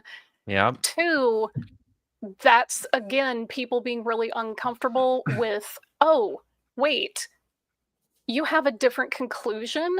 I don't like that. It couldn't possibly mean that you followed a methodological trail and reached this conclusion. That just could not be the case, because I've already determined that once you're in, that's it. You're staying. It's for real. It's da-da-da-da, and you put all that language around it. And it's like, again, that cognitive dissonance, man, it'll get you every time. Yeah. It will. And what and there's not much you can do. Yeah, and I was listening to some people on a call-in show, and one of the people who called in was very obviously into apologetics, and he was talking to former Christians who are now atheists, and he said basically that he knew their mind better than they did. And they were like, excuse me, no, you don't know me better than I do, and you don't know my thoughts better than I do. And he goes, but the Bible says, and he goes, wait, are you telling me that you believe this text over what I am telling you coming out of my own mouth? And the guy realized that he would have to either admit that he's lying and saying that he doesn't believe them, or he just could dodge. And he obviously he opted to dodge. He was like, well, no, just the Bible says that. And it's like, guy, if I tell you that I was honestly seeking and you tell me that I wasn't just because your book said it, you're calling me a liar. And I don't like that. And the guy just did not. Boing, just bounced right off the dome. That really, in a sense, is just a cognitive dissonance defense mechanism, right? Because if you accept, actually, these people weren't like that. They were like they're. So I think my entire philosophy is summed up by there's a scene in No Country for Old Men where Anton Chigurh is sitting there and he's looking at if the rules got you to this place. Well, no, he's good are the rules? And he says you should admit your situation. There would be more dignity in that. Yes, that's basically what I come to. Character is that like, and especially like my background is military intelligence. It's really important that you just accurately reflect reality, because when you don't, really bad things happen, like you invade Iraq or whatever. But like getting things right matters, and accurately assessing your situation, even if it's uncomfortable for you and even if it puts you on the back foot, is more important than being rhetorically sound or like rhetorically convincing or something like that. Like another really big one that happens a lot in apologetics that a lot of autistic people really struggle with is they say, well, you just have an anti-supernatural bias. And it's like, that's not what's going on here. They say that a lot. Jonathan McClatchy. Like, it's like they're not. This is not an anti-supernatural bias. This is a methodological restriction. And I've actually had like in-person, face-to-face conversations with some apologists who happened to come to my city, where I was like, do you understand that like what's going on here is they are saying something similar to, we can't use information in the text to reconstruct a person's brain state, right? Like there's nothing you can do to historically reconstruct brain states unless you happen to have data from someone who is hooked up to an MRI, like an fMRI, right? Like unless you were actively scanning their brain, once those states are gone, they're gone, and you're not recreating them.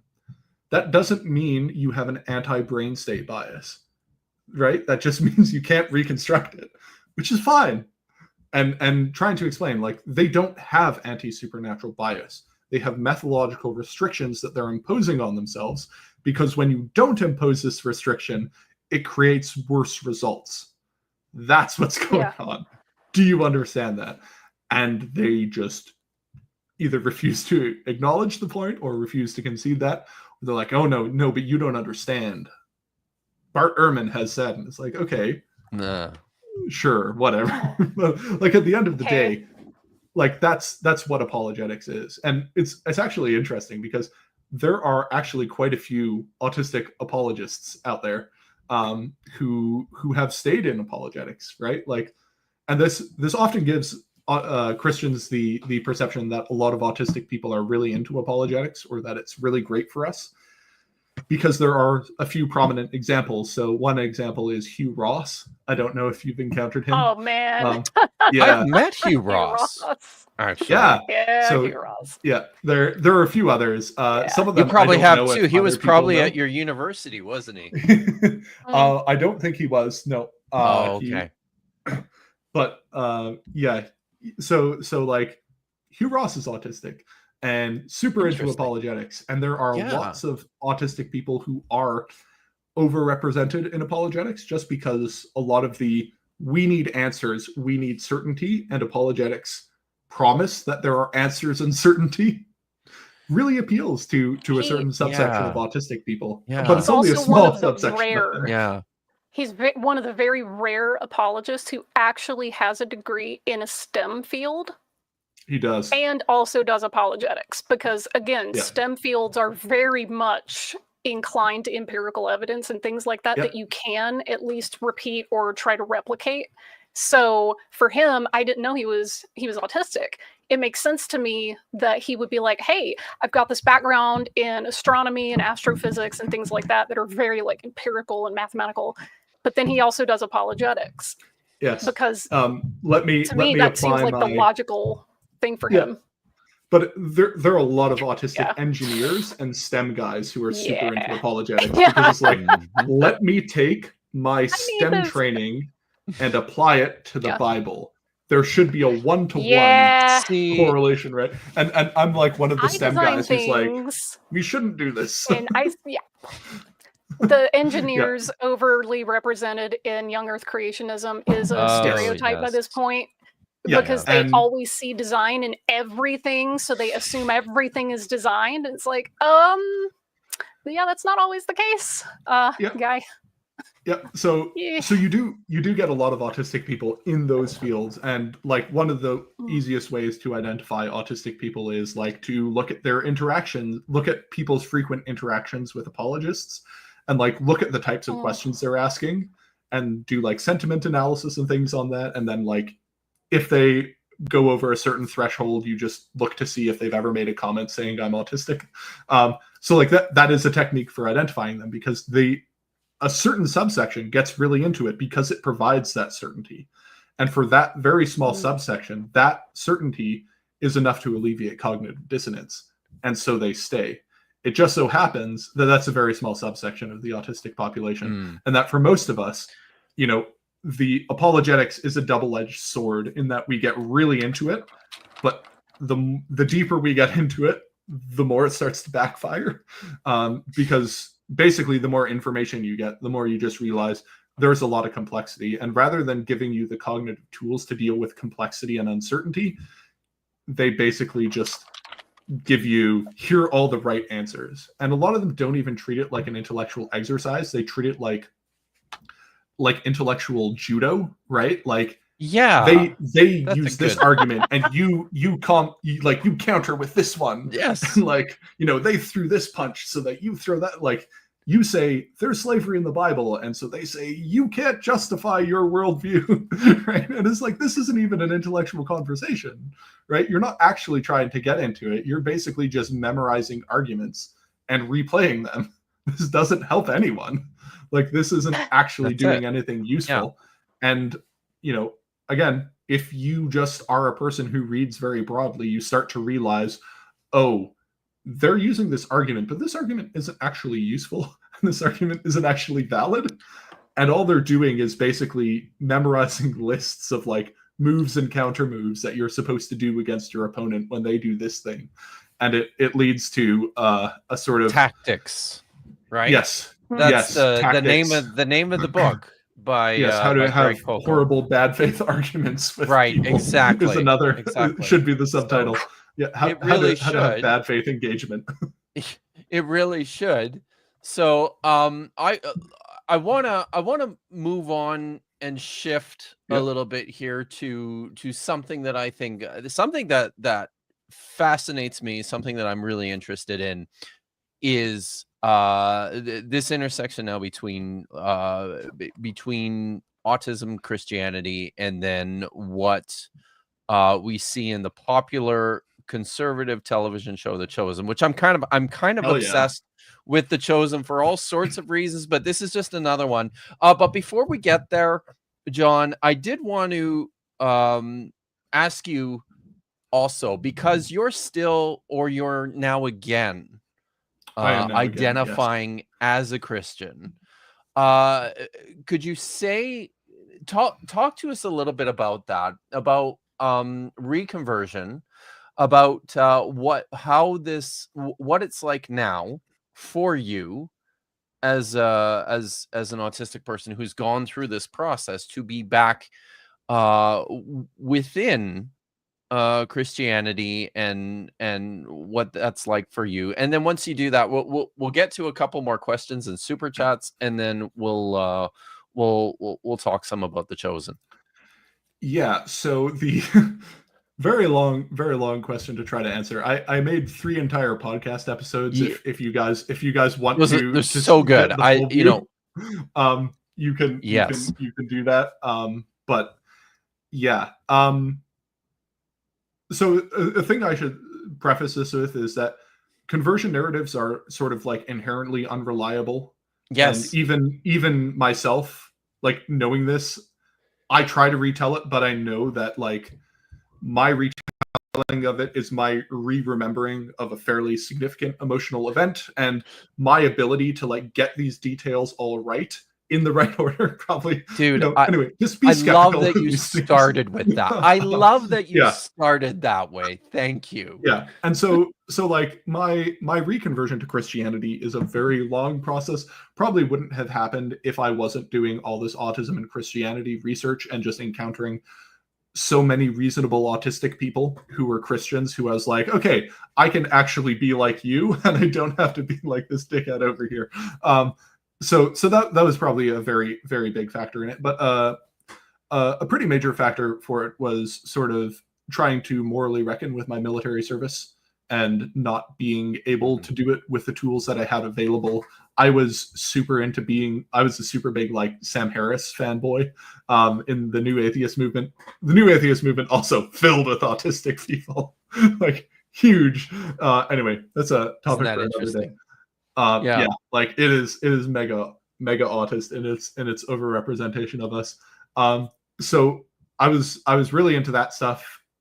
I started to get disillusioned with Sam Harris and a lot of the New Atheists, mostly because they started talking, or I started getting more educated about the complexities of geopolitical situations in the Middle East that I had perhaps not been as well educated in, and started to realize that, you kind of need to understand the Sykes-Picot Agreement before you can sort of reanalyze what's going on here, and maybe this isn't all radical Islam and stuff like that, and maybe there are complexities here that I hadn't previously saw, and I sort of got disillusioned with Sam Harris and that kind of stuff.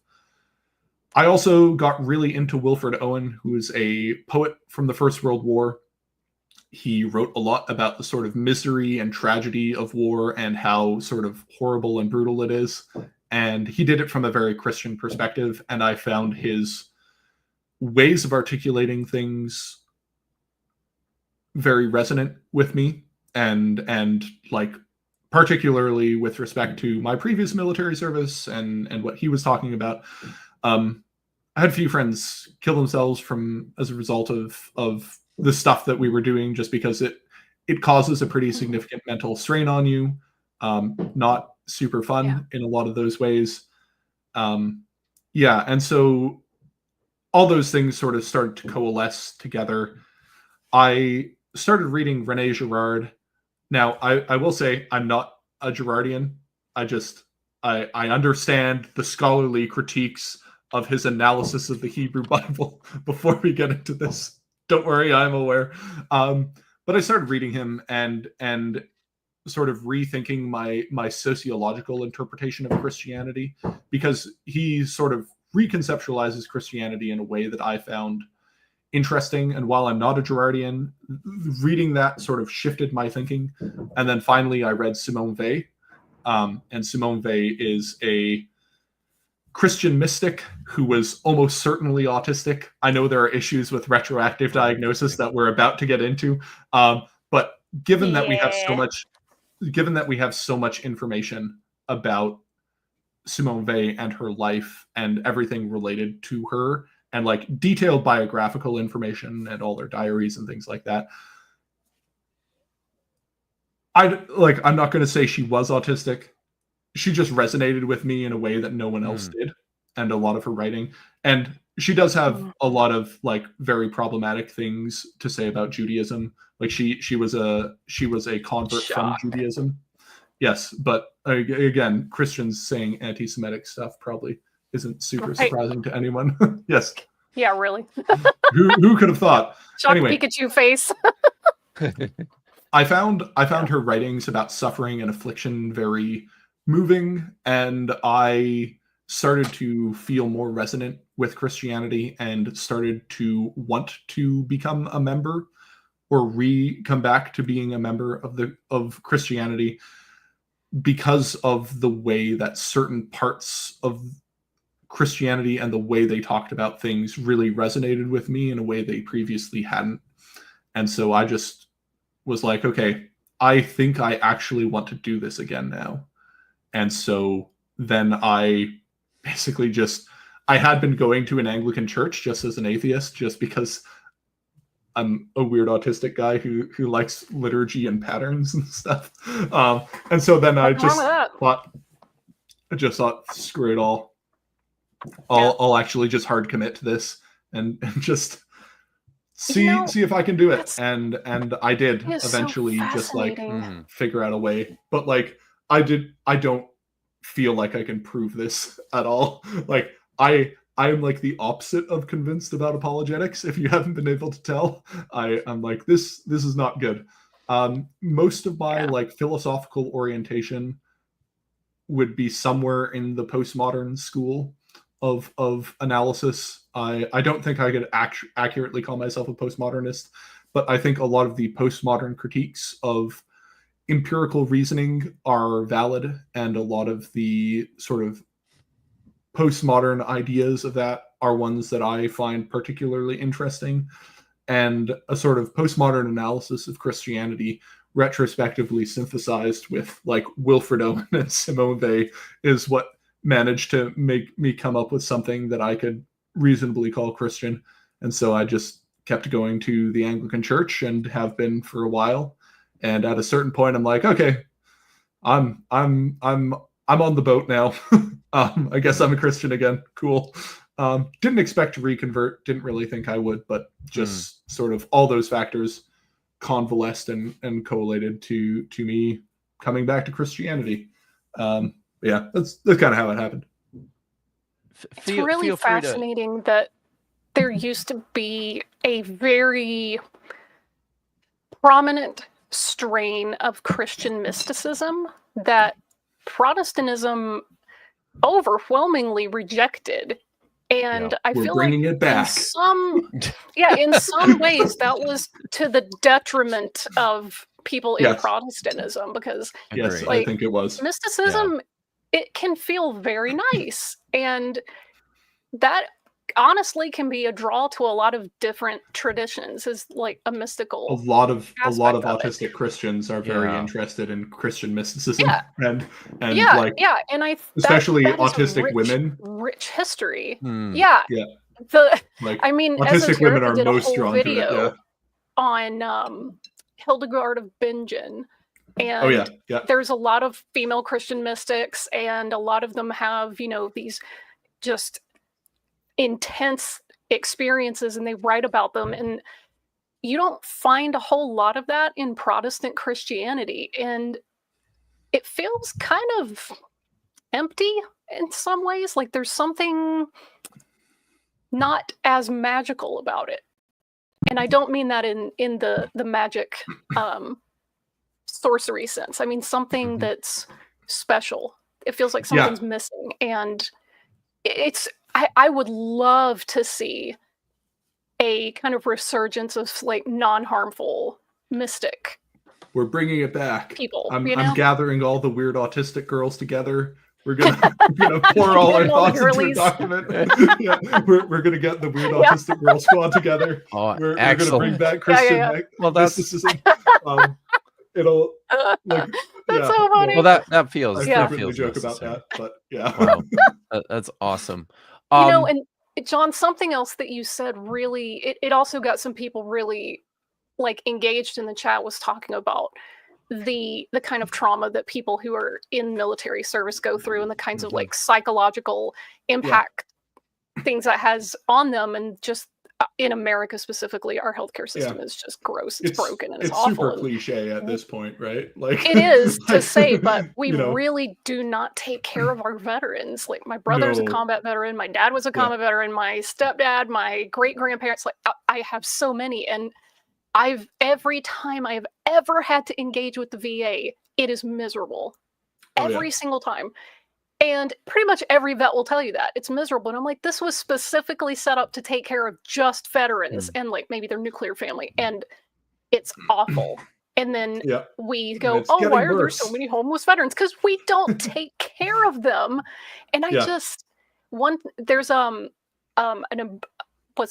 quote from Abraham Lincoln that's on the front of the VA building in Birmingham, Alabama, which is where my dad often had his appointments.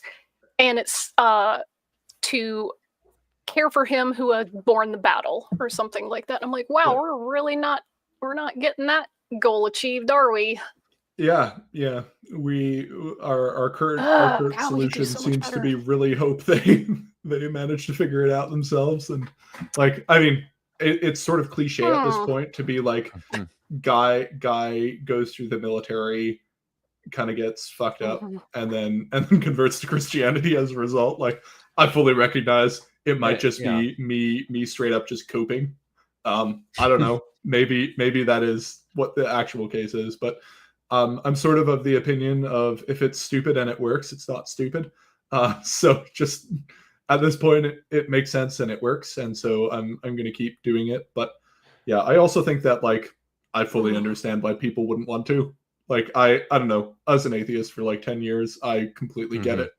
I don't hold any ill will towards my atheist brothers and sisters, and I get really frustrated with apologists caricaturing them and not taking them seriously. Yes. And I was like, with this podcast, I'm going to make sure I don't do that. And I've got a lot of feedback from non-practicing or non-Christian autistics who were like, you did a really good job with this. That's and I was awesome. like, okay, good. I mean, it turns out when you listen to people and you just take them for who they are, and you don't try to tell them who they are. It's true. When you aren't trying to defend a preset idea, and you can kind of just go where the data leads you. So feel free to tell me to fuck off about this, but one of the things that I'm keenly interested in, because this is where I'm at. I maintain a very complicated relationships with my still very conservative evangelical family and sizable Hell yeah, brother. friend group, right? What, like, I'm interested to know what this process has been like for you in terms of your own family. And you said your family's your family's Mennonite, or was that Well, that just they go to a happened to be- Mennonite Brethren church. right? They're Yes. conservative evangelical, with Mennonite flavoring. So what has this been like? I mean, for mostly we had the sort of don't ask, don't tell policy, where we just kind of pretended it wasn't happening. It works pretty good for a long time. Yeah. Yeah. And then eventually, like, so I go to an Anglo-Catholic church, so it's like smells and bells and incense and stuff. And them visiting me, they're like, well, at least you're going to church. At least you're going to church. Yeah. But I mean, like my dad's also on the autism spectrum. My mom probably is as well. I mean, I don't know for sure, but yeah, I know my dad is for sure. And so my dad is one of those like young Earth creationist engineers. Oh, wow. yeah, he's super into it. You had no chance. You had no chance. Nailed it again. Engineers and young Earth creationism, it literally is a stereotype. Yeah. Wow. Yeah. And so for that, it was, I mean, it wasn't a particularly pleasant topic for a while, but now they're sort of like, well, at least you're Anglican. We can deal with that, I guess. Prefer you wouldn't be, prefer you'd be a low church evangelical like us, but they're like, well, we're fine with this. My wife was also raised conservative evangelical and is no longer. And yeah, so she comes to church with me, but because it's important for me. And she likes to just spend time with me, basically. But that's she had a pretty hard deconversion as well. And then so this is something, again, I've noticed, this isn't just autistic women, but a lot of women reconverts have significantly harder times coming back to Christianity because you may not know this, but some parts of Christianity have a lot of deeply ingrained sexism in them. That makes it hard for women to like to join them again. Systematic. Yeah, I know, Vish. This is super shocking for you. I have heard this. Yes, I've heard rumors. Man, I can't believe. Yeah, and so as a person who grew up in the Bible Belt. Yeah. Oh. Yeah. Wow. And so that's kind of where the Bible Belt. Yeah. Well, thanks for sharing that. Let's look at some questions and super chats, and then we'll shift gears and talk about the chosen. But on that note, just I do want to say just quickly, this channel is not a religious channel. This is a channel where we like to talk about religion in particular as it intersects with the Bible, because the Bible is our jam. We're all about religious pluralism here. We are all about just people being good humans, regardless of what you believe or what church you choose to plant your flag in or not. So yeah, super chats. And with that, we're of we the endorse the Southern Bill and Baptist Ted Convention. school. Yeah. We're the Bill and Ted school of be excellent to each other. That's it. Exactly. Yeah. So okay, couple super chats, maybe 3, I think. Sapient cephalopod for 5. Fabric sensitivity. I hated my church clothes. I'm not autistic, but boy, is that a cofactor in avoiding church? Yep. So sensory issues are a very large cause of cognitive dissonance and stress for autistic people. As I mentioned, we tend to have we either tend to be hypo or hypersensitive. And if you have hypersensitivity, going to church, like a lot of us have noise hypersensitivity, and like these sound canceling headphones rarely leave my head. and like a lot of churches are very loud, very uncomfortable sensory environments. Flashing lights, unnecessary sensory things, people changing stuff, like people touching you when you don't want to be touched. All those types of things cause a lot of stress for autistic people. If you've never been to Black church, that is a very common social thing, is turn and touch your neighbor and say, "Hey neighbor," and then you repeat whatever the pastor say, or you hug your neighbors and things like that. So if you're touch averse, that is very difficult. Like, and a lot of us are touch averse and don't like it. And so not fabric sensitivity, sure, and lots of other sensitivities that create a lot of issues for autistic people in church. I think we covered that in episode 5 or 6. It's one of those. Okay, let me do the super chats first. Vadim for 2. Do it forensicing the Jehovah's Witness, or J. Warner Wallace. Sorry, got my JWs confused there. It was like J. Warner Wallace, not JWs. Jehovah's Witnesses. Yeah. Okay. Okay. David Z for 2. Friend of the channel. To my amigo Kip. Go Flames Go! Go Flames Go! This is my that reminds me. This is David from Toast to Toast on occasional Fridays. Just as long as it's I was gonna say, like, the only the only team I recognize are the Saskatchewan Roughriders. They're the only professional team that I'll acknowledge. Oh God! You guys are the worst. You're the worst. We are the worst. We are the worst. I'll fully admit. Earlier, Dave had made me promise that I would ask you if you think the Flames are going to the playoffs. Yeah, hell yeah, they're going. They're going, you guys. So okay. I got it out of my system. I have no words in that race. Okay. Jennifer for 2.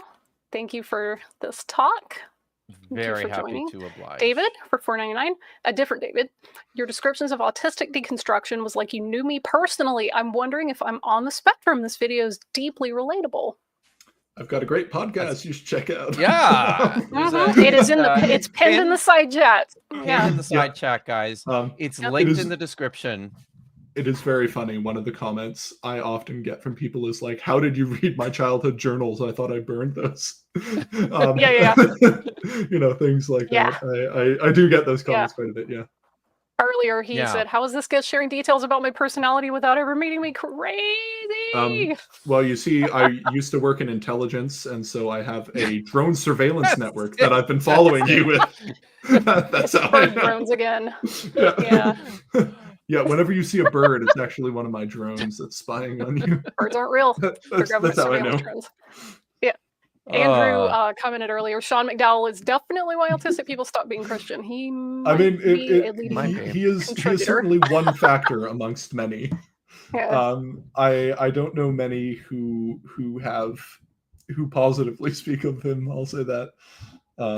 Yeah, Evidence That Demands a Verdict is a particularly problematic book. I know it was Josh McDowell who wrote it, but then there was an updated version with Josh. Well, actually, let's be technically correct here, because it's the best kind of correct. Yes. The book was actually compiled through research conducted by literally hundreds of undergraduate and graduate students. Documentary hypothesis. This. Yeah, almost. It's not quite, but the research was conducted by university students working for Campus Crusade for Christ, and I believe it's the first 2 printings of Evidence That Demands a Verdict. Actually, has no there's no author listed. It's listed in the inside cover as edited by Josh McDowell, but it wasn't until the publication, until it got picked up by Thomas Nelson in the 1980s or the early 90s, I think, that he basically started claiming it as his own. Wow, we should do some like forensic investigation and build some redaction profiles of this. I have. You have. You know, I've started doing some of this work But yeah, we should talk. There's a few things we should talk about. Sure. But, all right. So one of the things that I mean, it's on my thumbnail, and we've been doing this for 2 hours and 15 minutes, and we're just getting to this. But this is kind of just how my show goes, right? This is what happens here. No, but this is really good material. Like this, I mean, I'm watching the chat and as much as I can because I'm trying to listen to this very dense material in the one ear and trying to keep up with this thumb. It's really challenging for first. It's good. It's good information. Like the podcast, I started listening to it several days ago, and it's fascinating to me. I honestly, I had a moment where I had to pause it, Jon, because I was just struck by how much I wish that I had access to something like this 15, 20 years ago. Yeah, a lot of people have said that to me, and I'm like, damn, that sucks. I mean, I wish I had access to it as well. That would have been great. Yeah. So The Chosen. So let's talk about The Chosen. Now I got to start here because I confess to people all the time, and people think this is weird because I'm a biblical scholar and because The Chosen is it's both so textually and historically problematic. But I love The Chosen. I love it as a television show. I find a lot of the characters very what's the word I'm looking for? I like them. They're very likable. Compelling. They're yes. I think the acting's quite good. I think the show itself is really well paced. One of the things that I love about this show is that this is a compelling story. Importantly, one of the things I love about this show is that this is not the story that the Gospels are telling. It's not the story of Jesus that you can glean from any text of the Gospels in the Bible. So this is a fantastic work of fiction, modern fiction, but so right away, this is where I come out with this show, and there are tons of issues with it, historical problems. We covered one of these in our last stream with the Hebrew graffiti. One of the other problems with this show, and again, I always think of The Life of Brian when I oh my God, isn't it great? You know, so my stream got copyright claimed because we couldn't help ourselves and we had to show. We didn't play with the sound. We narrated it, and it still got dinged. But so one of the very problematic elements of this show is the character, the Apostle Matthew, played by Paras Patel, who I think does a phenomenal job at this role. But excuse me, the show creators decided to cast this character, to write this character as someone who's on the spectrum. I believe it says in the wiki that he's actually got Asperger's, high functioning autistic. You probably know more about this than I do. Yeah. So talk to me about Matthew in The Chosen. I'll say my thoughts on The Chosen before we start is Christians writing fan fiction is one of our strongest and oldest traditions, and I think we should be allowed to write terrible fan fiction if we so choose. It is part of our cultural heritage to write terrible fanfic. There's some great moments in this show. Like I've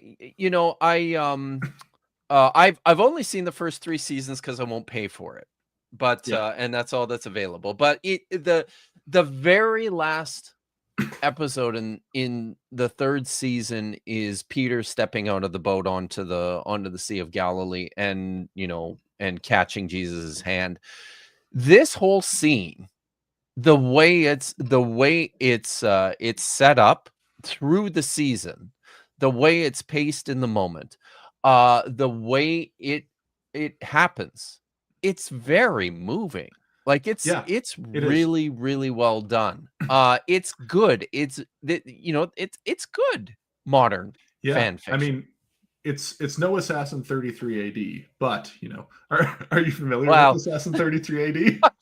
Yes, I think I watched a god awful movies about Assassin 33. Yeah, my God. But like I think The Chosen is fine, right? Like it's not really my thing, but in terms of TV, as far as TV goes, it's cool. Like whatever, that's all right.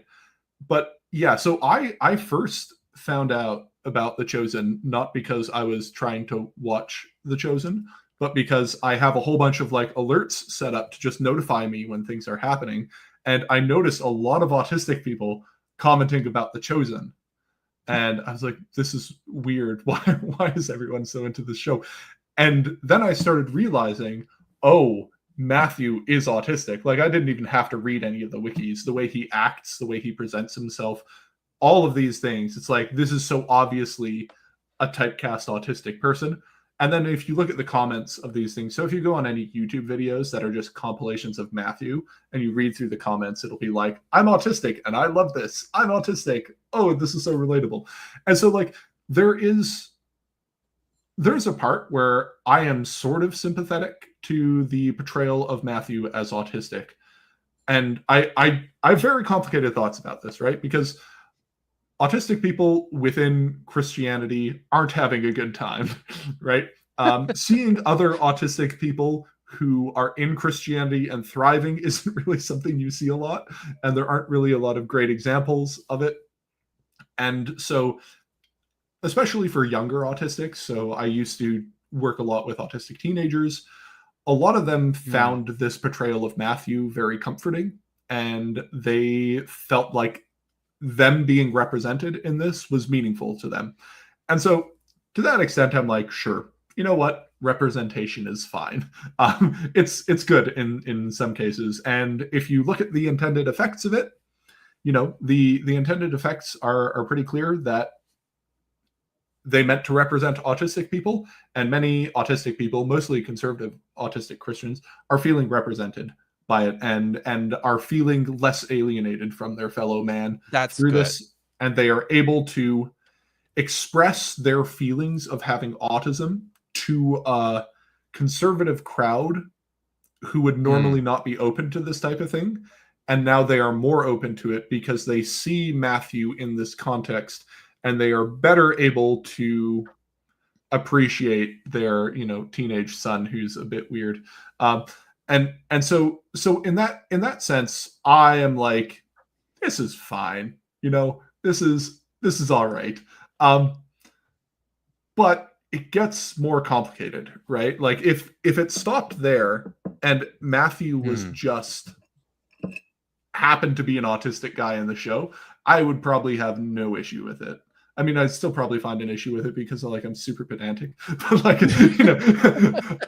I would probably have fewer issues with it. The issues that I tend to have with Matthew's portrayal in The Chosen is particularly how they try to weave the narrative of Matthew as this so he's set up as this hyper analytical, extremely intelligent, autistic savant, right? He is incredibly accurate, incredibly diligent, writing everything down. And in this photo here, he has this little book with him that he's writing everything down.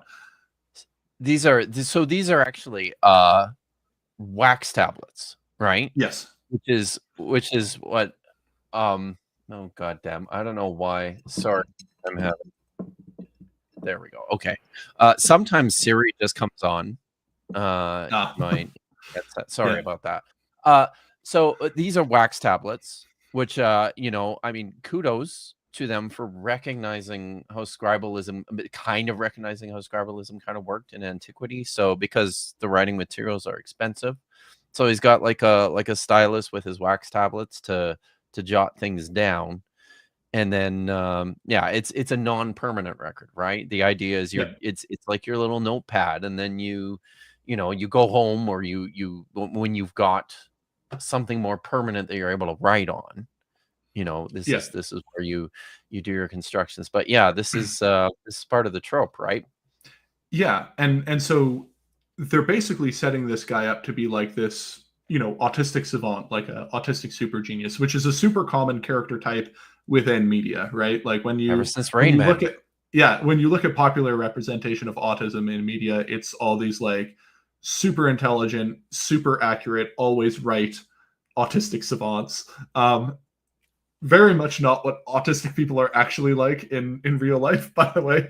This is a caricature. This isn't actually how autism is. This is like a superhero-fied version of it. But the issue I have with it is it sort of just sets up people's expectations for the Gospels to be something that they aren't. Like,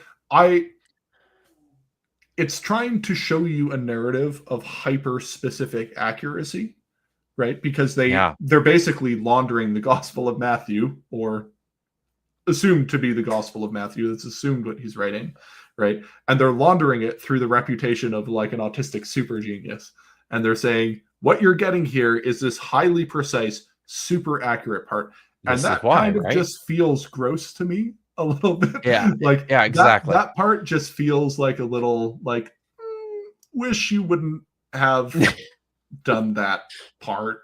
Like I was thinking, how could The Chosen redeem itself? Because it's still going on, right? There are still more seasons coming out. And I was thinking about this. I think there's one more after this one. Yeah. So they just came up, the season 5 just dropped. I think there's one more. And I was like, how could they fix this? How could they make it so that they use this trope for good? And the way that I thought is they need to have a scene in which like Matthew walks into a guy named Mark. Like they physically hit each other, right? And they drop their books. And Matthew picks up Mark's book. And Mark picks up Matthew's book. Oh my God. And then Matthew realizes, oh shit, I've got the wrong book. But I don't know what to do. That is amazing. And so then he takes his book and he starts copying. I want to watch this now. On this other one. And then later on, something similar happens where like Matthew is now like meeting up with a bunch of other people. And there's this guy named Luke who comes in, and Matthew puts his gospel down on the table. And then Luke like puts his down, and someone shuffles up the papers.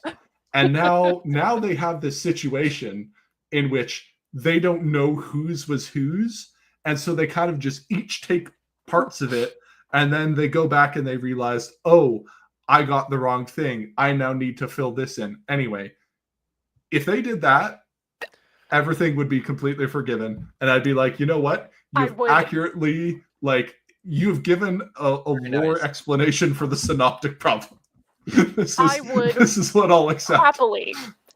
Happily watch the show just for that, and then turn around and write basically all of the AO3 meet cute polycool fanfic about it. Yeah. So that's I would do that. Yeah.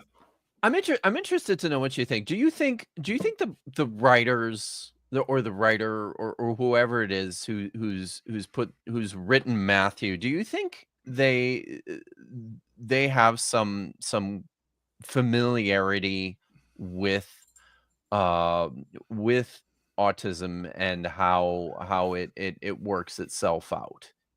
I would say maybe.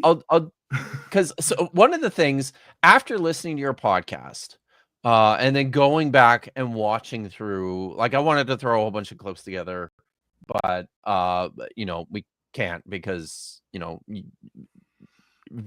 producers and film people suck. They just all do. So but one of the things that struck me when I was watching through some of these clips again with Matthew, there was one scene in particular that made me think of something that you said, a point that you've made a number of times in your podcast, in terms of how difficult it is for autistic people to resolve cognitive dissonance And there's actually a scene.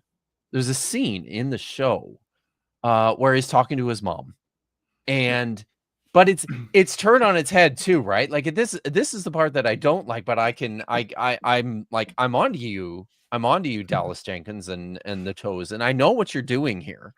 But Matthew has this experience of cognitive dissonance, but his cognitive dissonance is, I know this world around me. I understand the things that I see and touch and feel, but now I've seen something. He's seen a miracle that he can't explain, and it drives him crazy.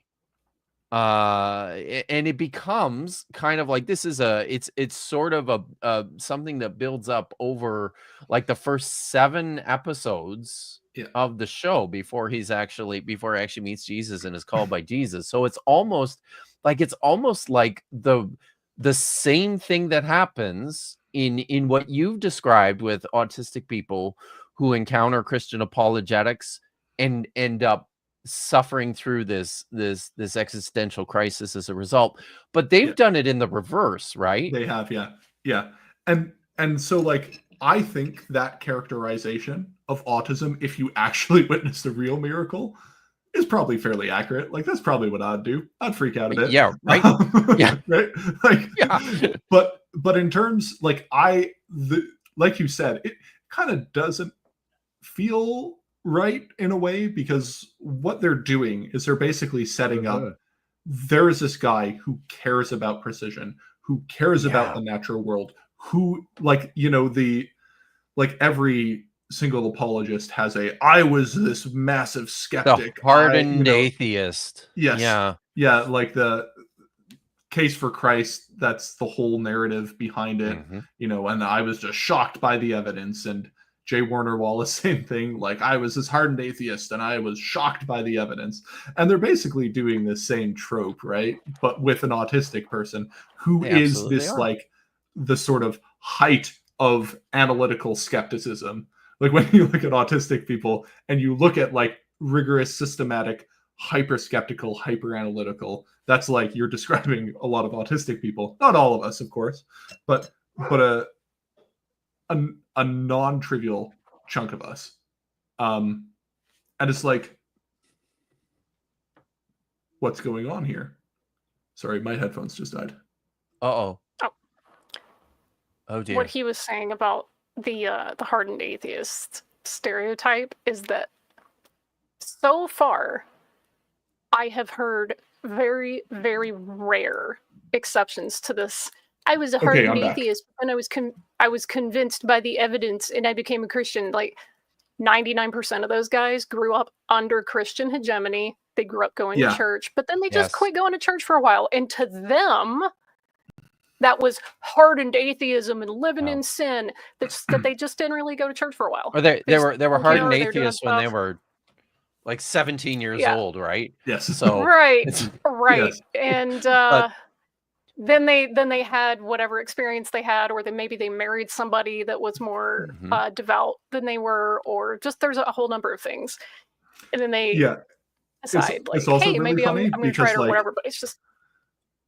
I've looked at a lot of people who I actually think were hardened atheists. So I would have considered myself a hardened atheist who came to Christianity. And you look at, why did we come to Christianity? It's not because we were convinced by the evidence. And we're always super upfront about that. Like, hardened atheists usually don't get converted to Christianity because they, like, figure out the true evidence. It's usually a combination of other factors and, like, epistemological shifts and really boring stories about psychological impacts of trauma and stuff like that. Like, I don't know. That doesn't really sell books, though, to be like, oh, it's kind of sad. Yeah. That's true, right? Yeah. So, like, there's the historical question here now too. Like, this is the one. Matthew is the as the autistic. He's the typical trope, as you pointed out, the analytical, the high on maths kind of presenting. There's so much absurdity within this characterization, and speaking as a scholar here, when you actually do the work and investigate what the world of Palestinian Judaism of the first century was like, this is just not this is an obvious modern caricature of something that they don't understand, because first of all, tax collectors were not the bean counters. These guys were these were the mobsters. Yeah, they were shaking you down. They were shaking you down. Rome wanted their money, and the best way to do that is, to threaten people and to take their money. Yeah. That's what tax, and that's why everyone hated them. Why would anybody hate this character who sits in his little booth, right? People hated tax collectors because they were big mean bullies who beat you up and took your money. That's what they did. So it just and the other side of this too is part of the Matthew character is very important in terms of how he interrelates with the other characters in the show on this level of constructing this world of early Judaism, this world of hyperliteracy. Yeah. It's something you see a lot. Matthew is not just literate, which would have been pretty incredible in this context in the first place, but he's not, because all of them are. They all went to Beit Midrash. It's from this particular episode. Actually, there's an amazing scene here where they all start reciting from memory all these prophecies from the Old Testament. You remember this? And of course, they learned them all in Beit Midrash in the Hebrew school, which wasn't a thing, right? in the first century. Matthew, though, doesn't know any of this stuff because he was skipped ahead. And I think when they said it, that when I watched the show the first time and they said that it was skipped ahead, I think I laughed out loud. I might have, but assuming a grade school system in early Judaism. Right. Yes. Totally. Yes. So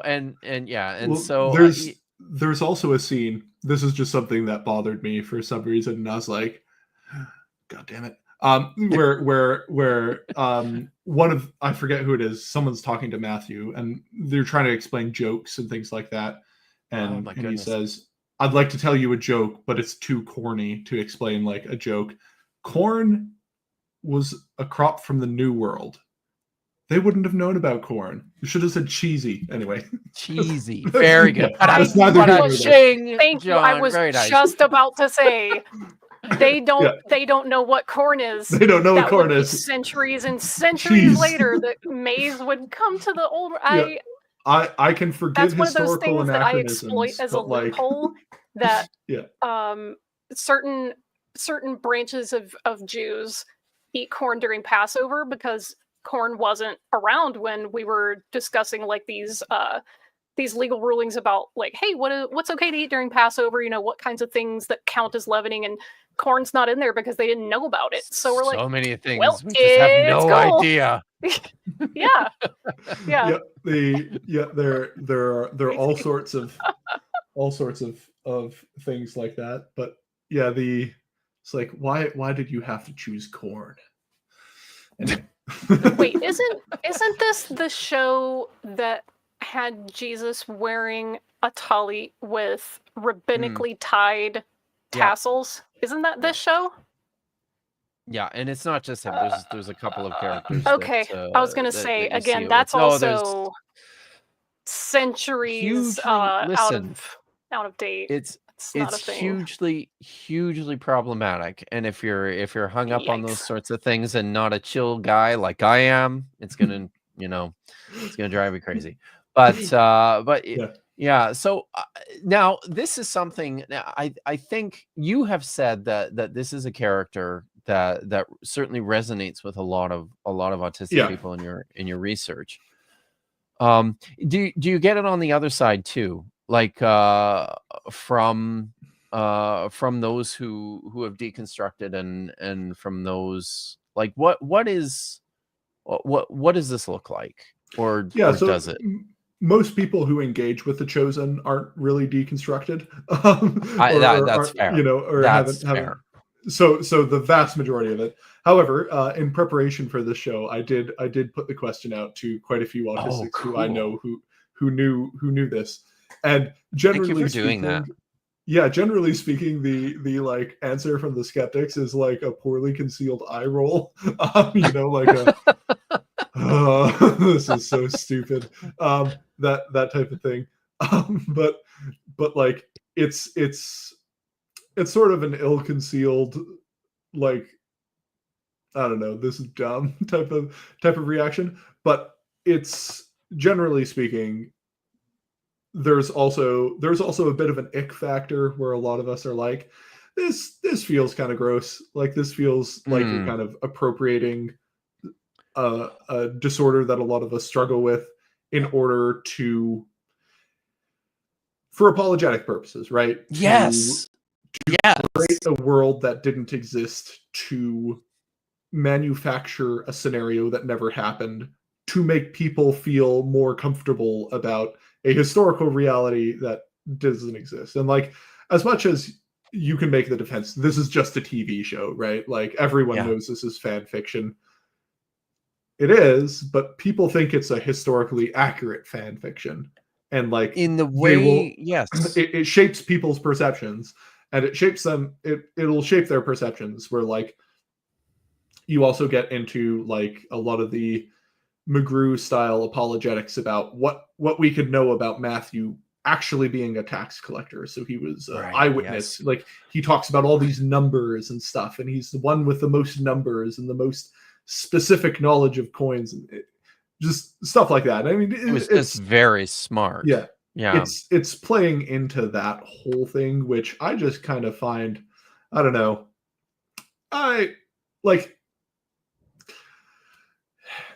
It's one of those things where it's like, I don't want to deny 14-year-olds who are really struggling fitting into their conservative Christian evangelical circles, like, the one thing that they find relatable. Right. Yeah. And also, I think the solution to that is to just make more of Christianity relatable to them, instead of shoehorning in your fanfic caricature of how an novel autistic guy. Yes. Might that be? Yes. But and I do really appreciate you pointing that out too. That that there's probably, this has probably created some access points. You know, and I mean, good for them, I guess. Yep. In doing that, I think you and I both wish they hadn't have done it the way they did. The way they did it. If they didn't use it to launder apologetics points that don't conform to reality, I would be less upset, or I would feel it's less problematic. And I think generally the overall consensus would be, this is, you know, it's whatever, right? But because it's specifically used to drive this narrative of hyper precision in the Gospels, where there just isn't hyper literacy. Create scenarios that don't exist. Yeah, the miracles versus science trope, even, right? Like, it's just it's all of it. It's kind of, I'm not a fan. Yeah. All right. Well, to put it mildly. Well, we've been going here for almost 3 hours. It's getting late for you. I'm just checking. We probably, I think, do we have any more questions or super chats to look at before we get out of here? I don't think we do. I think we got them all, didn't we? I mean, mostly this one stuck out. This one. This is one I really. So thank you for flagging that, but because this is actually one that I was hoping to kind of land on. What's your big picture view of Christianity? I'm going to be honest, I don't understand what the question is. What do you mean? What do Well, I? like, Yeah. what is my analytical lens for viewing Christianity as like a sociological phenomena, or like I think what is my personal feeling about what Christianity is or isn't? Like there are like probably 10 directions we could go with this question, and so like which that's fair. specific direction? If Wes the Ruckmate, the Ruckmanite, is still in the chat and can provide us some clarity on that. Yeah, and maybe if we're looking, I can try to give a summary. Sure.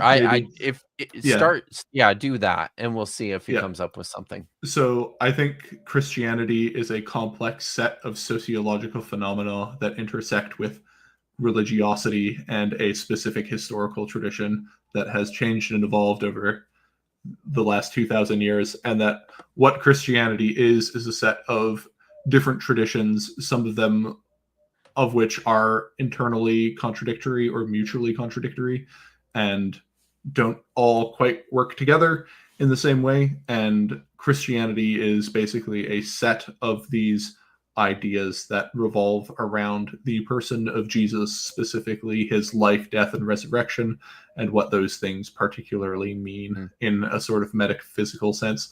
So that's what I think Christianity is, and that's how I would define it.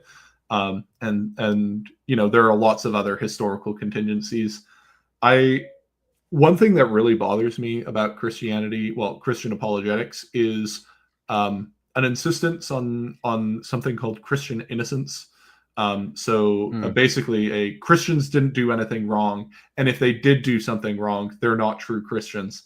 That drives me bonkers. I think like Christians are.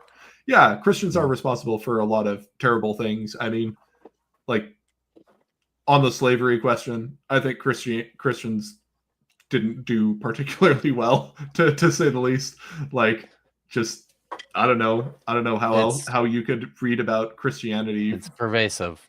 From I mean, I wish it wasn't the case, right? Like, I wish I could say, no, we were good on this issue for all time, or like this was the point in which things started to go off the rails. But with that question in particular, it's like, I don't know, slavery and the acceptance of slavery as an institution was sort of there within Christianity from the beginning and persisted for quite a while. There were a few dissenting voices, but those dissenting voices were not nearly as significant as the voices that were either ambivalent or that directly supported it. And that the abolition of slavery, I think, was a Christian thing and a good thing, and it's great that Christians did it. But also, the development of slavery was also a Christian thing. Like, the development of like slavery as we understood it in the transatlantic slave trade. Transatlantic. Absolutely.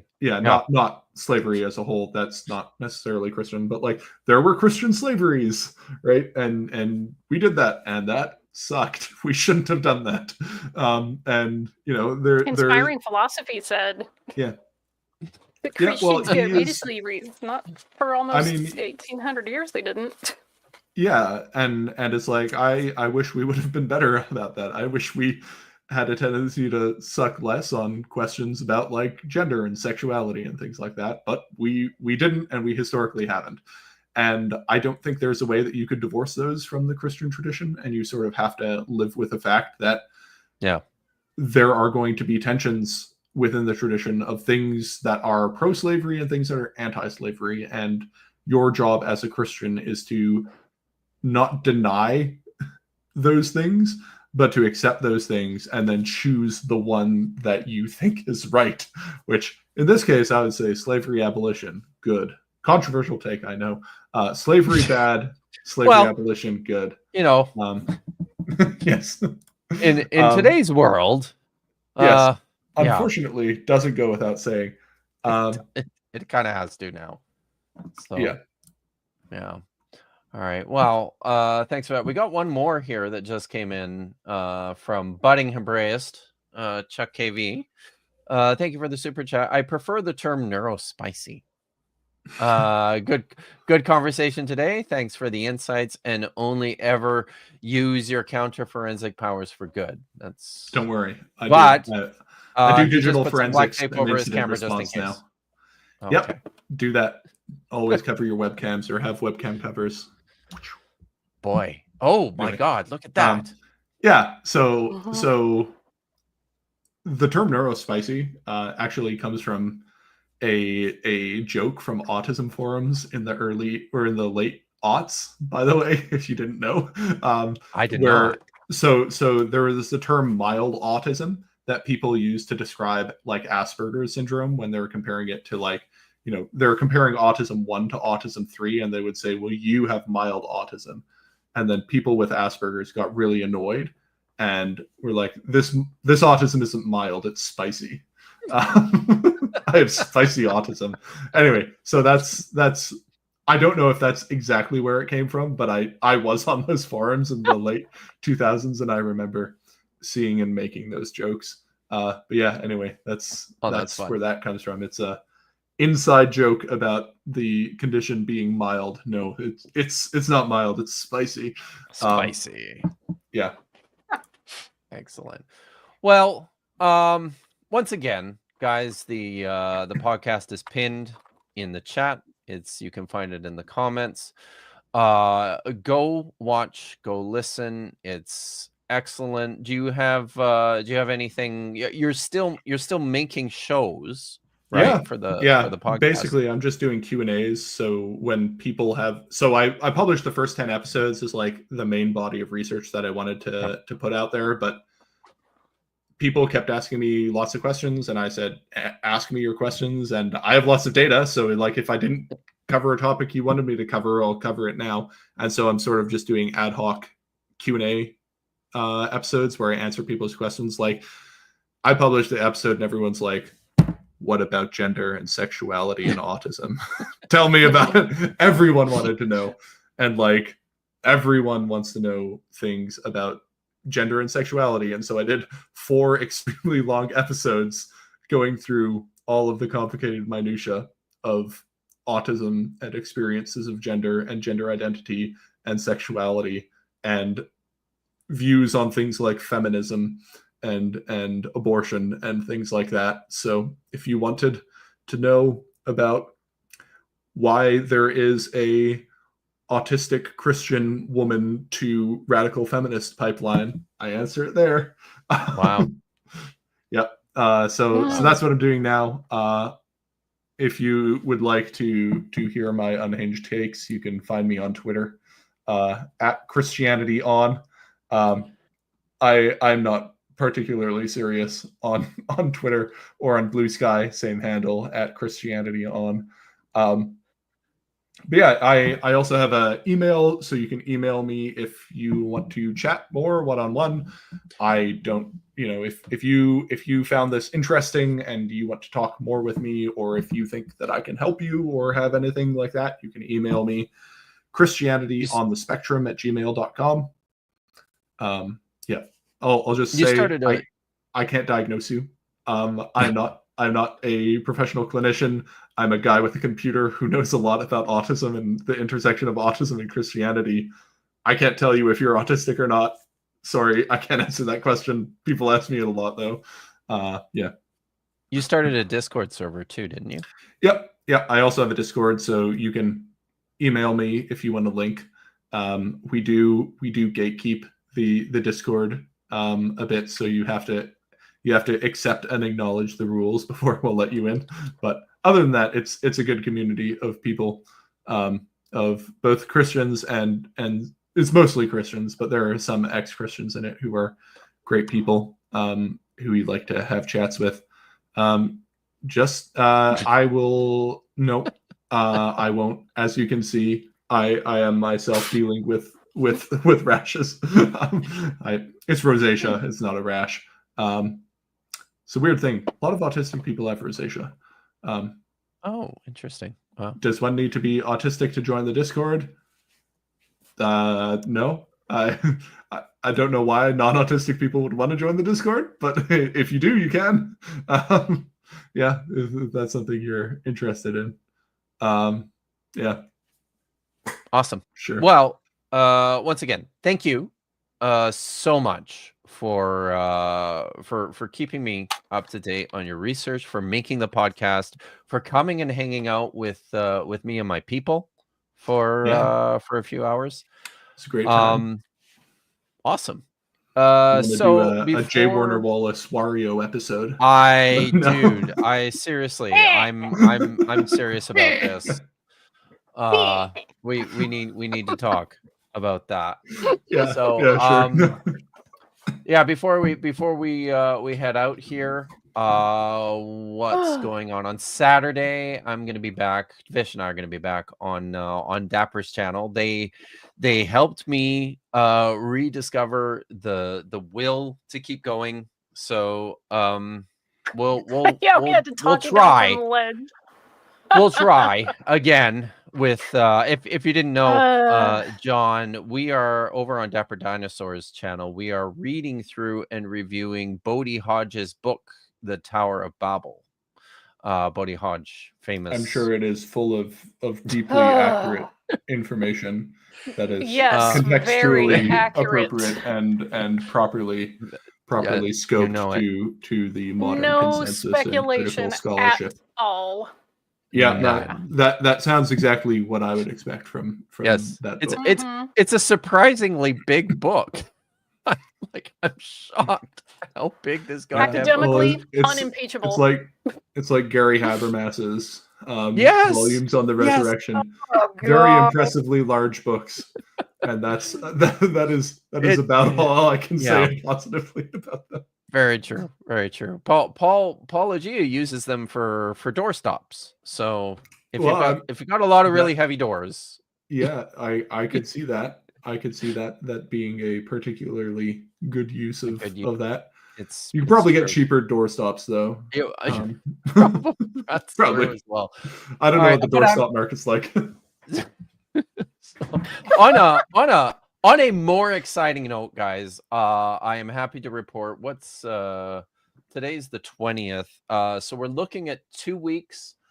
In 2 weeks, I have secured a date and a time on the 4th of April. It's a Friday at noon Pacific, 3 o'clock Eastern time.